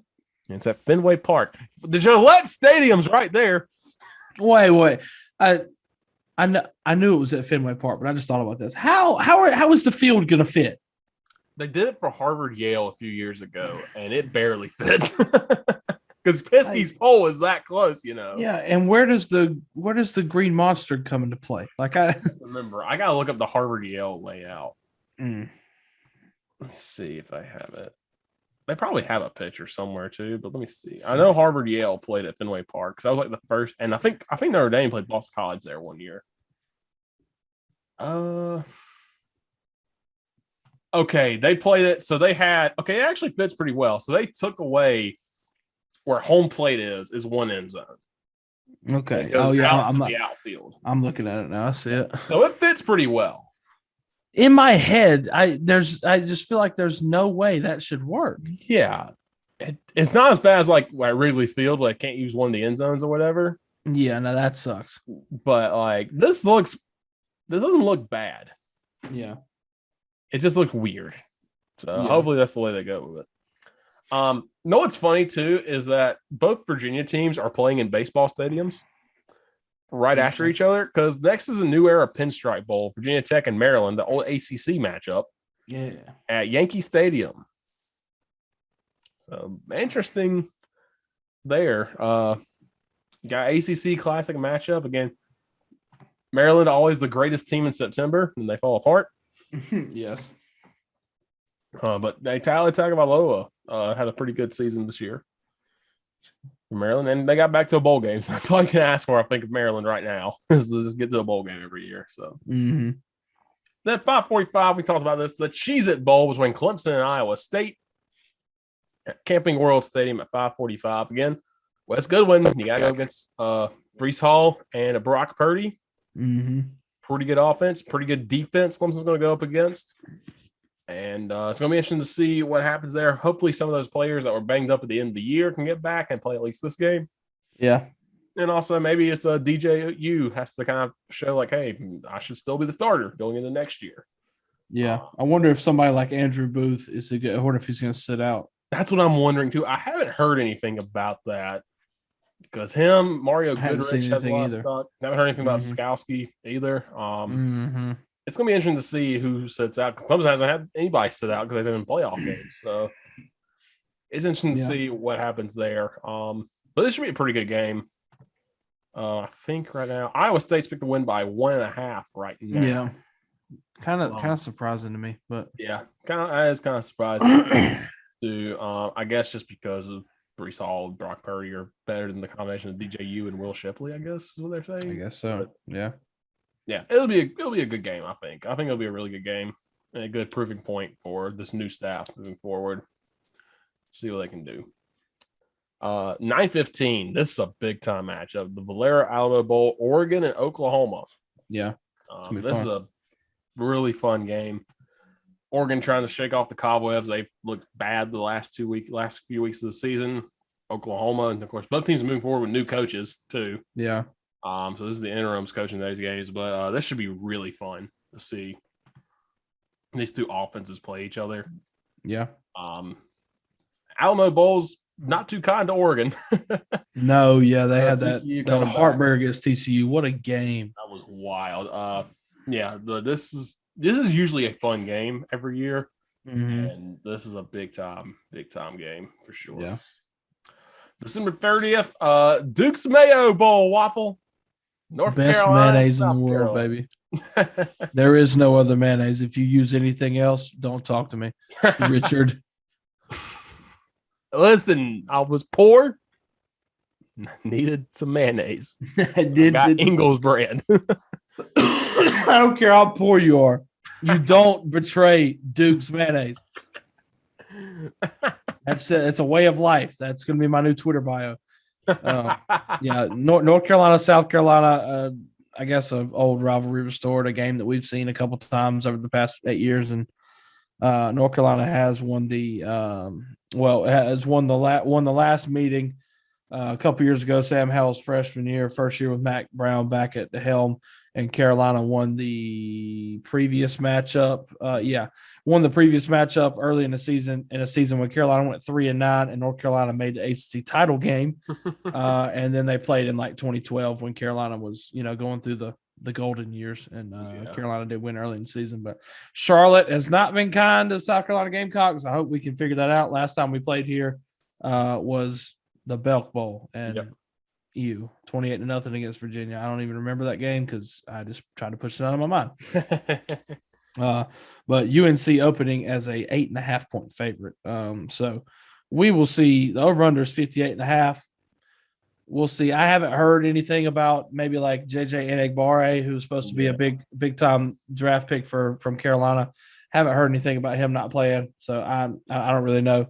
I would like to win. I'd like to overcome the Charlotte Demons, but we'll see. This is big, and Shane Beamer, obviously, especially after the past Monday we just had, has done a fantastic job recruiting, but this is a big recruiting matchup, between North and South Carolina. So it'd be a good one for Shane Beamer to win and, kind of get some of those people on his side in terms of that. But I'm excited for it. Yeah, I just don't like Charlotte. I'm scarred. What's funny is that they're playing each other again in Charlotte in like 2 years to open the season. So it's weird to see how that worked out. Right. This is a sneaky good game. The Perfect Music City Bowl, Tennessee and Purdue at 3:00 in Nashville. No David Bell, unfortunately for Purdue, he's already moved on.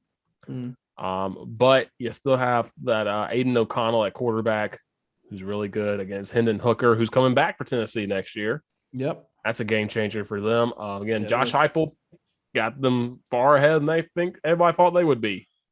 Yeah. So they're 7-5 going to the bowl game. A chance to prove it against a sneaky good Purdue team that went 8-4. Again, beat Michigan State. So this is not a bad Purdue team at all. Yeah.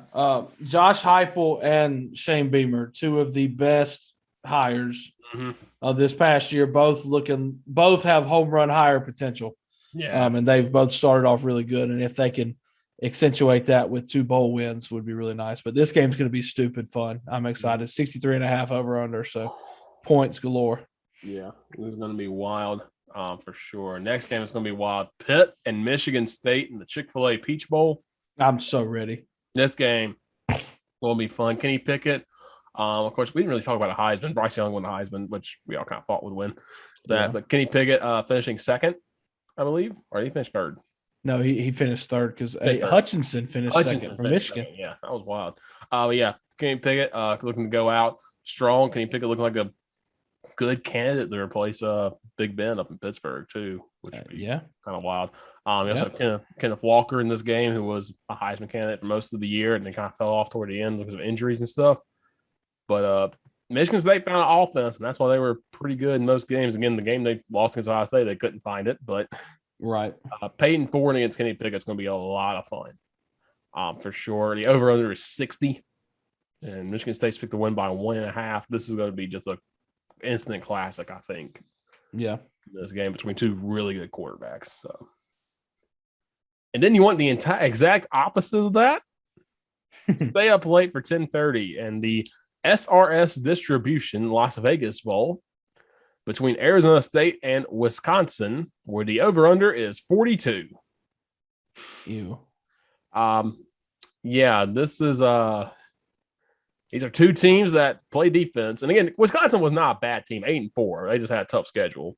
Yeah. And Graham Mertz, I think, wasn't as good as people thought he would be this year. But still, chance for Wisconsin to end on a high note, and then Arizona State, they started off great and then kind of fell apart as well. So one of these teams looking to continue on a high note and just end the season on a high note after just a rough year, or lower standards than they expect. But again, this is going to be a slow, methodical, pound the ball type of game. Yep. And if you enjoy that, great. But man, after that Pitt Michigan State game, I don't know what I'm going to be. It doesn't live up to the hype and the fast pace Las Vegas. Let me just say that. That never sleeps, and they fell asleep. Yeah, there will be a lot of people sleeping during this one. Probably me. New Year's Eve, as there are always big time games on New Year's Eve, and we start with an absolute banger: the Tax Slayer Gator Bowl between Wake Forest and Texas A&M. At 11 a.m.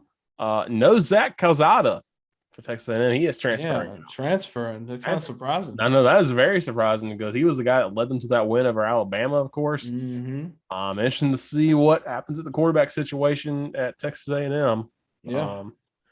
But still, Isaiah Spiller still in this game. Of course, this is Sam Hartman's last game for Wake Forest. Hopefully, he can go out better than he did in the ACC Championship. But Texas A&M over under 57.5. Texas A&M picked to win by 5. Just the fact that Wake Forest is 10-3 is amazing. Yeah. And the fact that they are number 17 in the country is phenomenal. If they can stamp it with this big time win to get an 11-win season, that's huge for Wake Forest. Yes, it is. At noon, you have the Tony the Tiger Sun Bowl. Love it. Washington State and Miami. This one could break the scoreboard because you have Javin DeLaura, Washington State, and then Tyler Van Dyke of Miami. Over under 59.5. So, and Miami found a quarterback. It wasn't the guy we thought it would be. Right. But man, this is going to be a fun game. Miami's set up for some success, especially with Mario Cristobal coming in. Again, I hate what they did to Manny Diaz. Yeah. But And also Max Borghi, I feel like, has been there for 15 years at Washington State. At running back, he is finally a senior. So hopefully he can go out with something big for them. This next game, there's one reason to talk about it. It's the Barstool Sports Arizona Bowl. Yeah. It'll be shown on Barstool, which is pretty interesting to think about. Is Central Michigan and Boise State. The halftime show is Scott Stapp from Creed. Yeah, that's amazing. That's the only reason to watch this game. Yeah. On Barstool is going to be streaming it, I guess, on their app. I think that's how they're streaming it. I guess, or you could probably watch it on the website or something. Yeah, on Twitter or something. Yeah. This could be an interesting game too. But yeah, just watch the halftime show. That's the main reason to watch it. I'm interested to know what the gifts for the players are.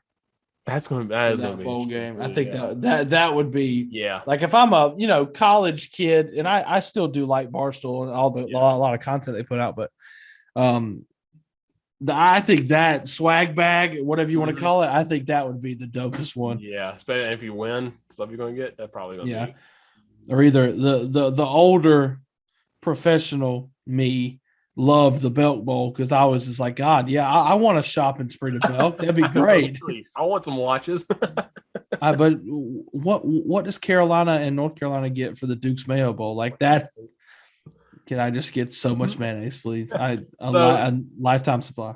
Last year they kept teasing that there was mayonnaise in the cooler, dump on the winner. It didn't happen.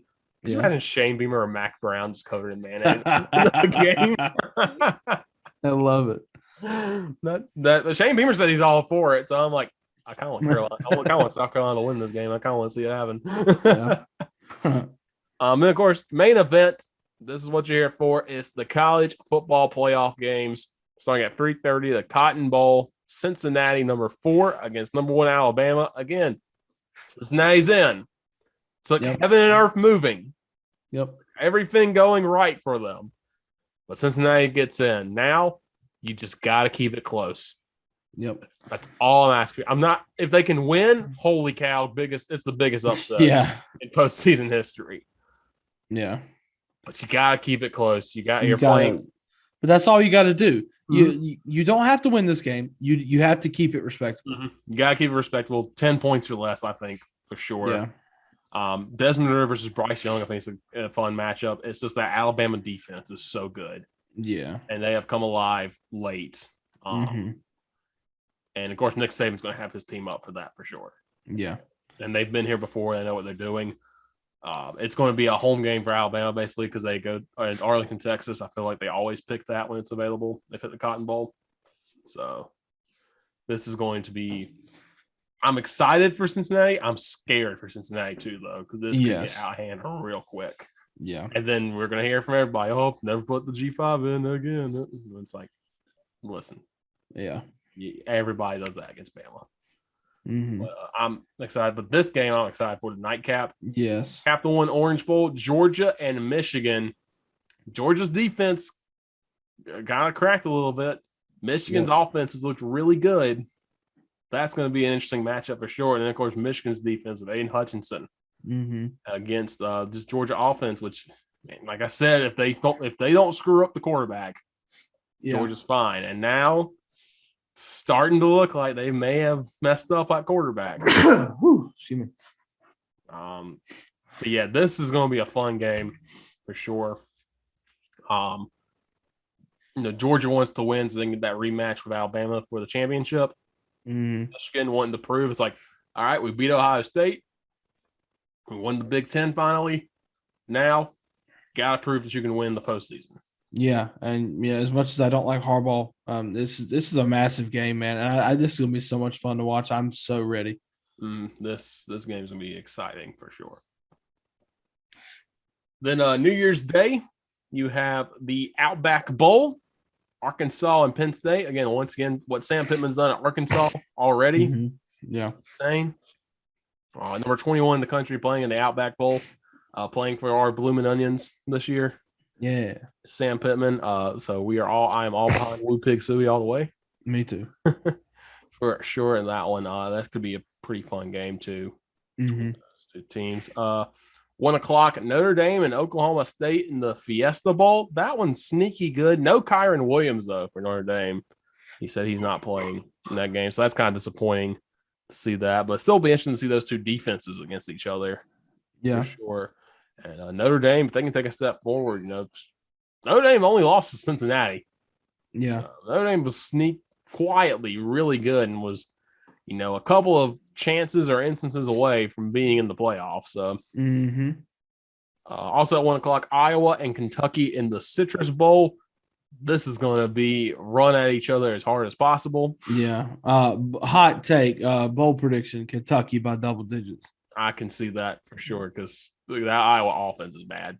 It's so bad.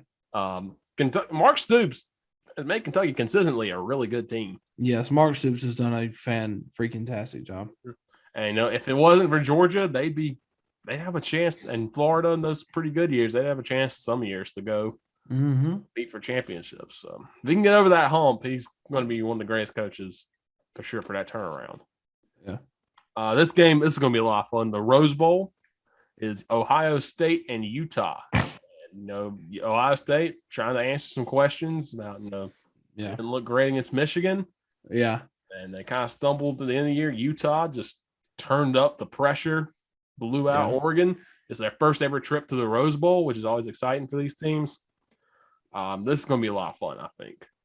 Yes, and if you put any weight in the transitive property, Oregon beat Ohio State. Now, that was obviously a long time ago. Ohio State's played a lot better, been a different team, and Utah blew out Oregon. So who knows? I think it's going to be a lot of fun. Yeah. And then finally, the All-State Sugar Bowl, Ole Miss and Baylor. Talk about breaking the scoreboard. I'm so ready for this game. This one's going to be exciting. Over under 55. Baylor's picked the win by 1.5. Matt Corral, a lot of people say he got snubbed in the Heisman. Should have been on that Final Four. Should have been closer on that ballot. But, man, he has a chance to prove it in his final game. And, of course, Lane Kiffin, always going to have something crazy to say leading up to this. He's been hilarious on Twitter because he's been recruiting at all these places that coaches are leaving. I'm like, this man plans this out. That's pictures from like 4 months ago. Yeah. But it's going to be wild to see. Again, heck of a job that Baylor has had after, again, falling off a cliff and then having to come back up, build their reputation back up. Yeah. Heck of a job for Baylor. And just to be here is huge for them. And this will be a big win for the Bears. Then January 4th, I didn't realize this was a game for a while. The TaxAct Texas Bowl is LSU and Kansas State. Yeah. Yep. Is Kansas State good? I still don't really know. I don't think so. Is LSU good? No, not really. No. LSU's got a bunch of players sitting this one out too, so it's like, okay, well, yeah. And then January 10th, your national championship game in Lucas Oil Stadium in Indianapolis at 8:00 p.m. I think, go ahead and give my prediction. I think it's going to be Alabama. I think it's going to be Alabama and Michigan. I think Georgia. I have questions about the quarterback. Is my thing that's holding me back from moving him. I think Alabama's going to win it, whoever they play, because they've just looked like the most complete team late in the season. Of course. I think, which of course always happens. Nick Saban always does this. But I think Alabama looks like the most complete team. Bryce Young, great end of the year, proved that he was Heisman worthy. And so, I think it's going to be Alabama. But I think it's going to be Alabama, Michigan. Waff, who do you have in the national championship? I would love let me say, I think Alabama does beat Cincinnati. And like you said, if Cincinnati pulls off the upset, that's monumental. Yeah. But I think Alabama disposes of them. And then, God, that Michigan Georgia game is going to be so good. I would prefer to see Michigan win it. Yeah. So we don't get another Bama Georgia rematch.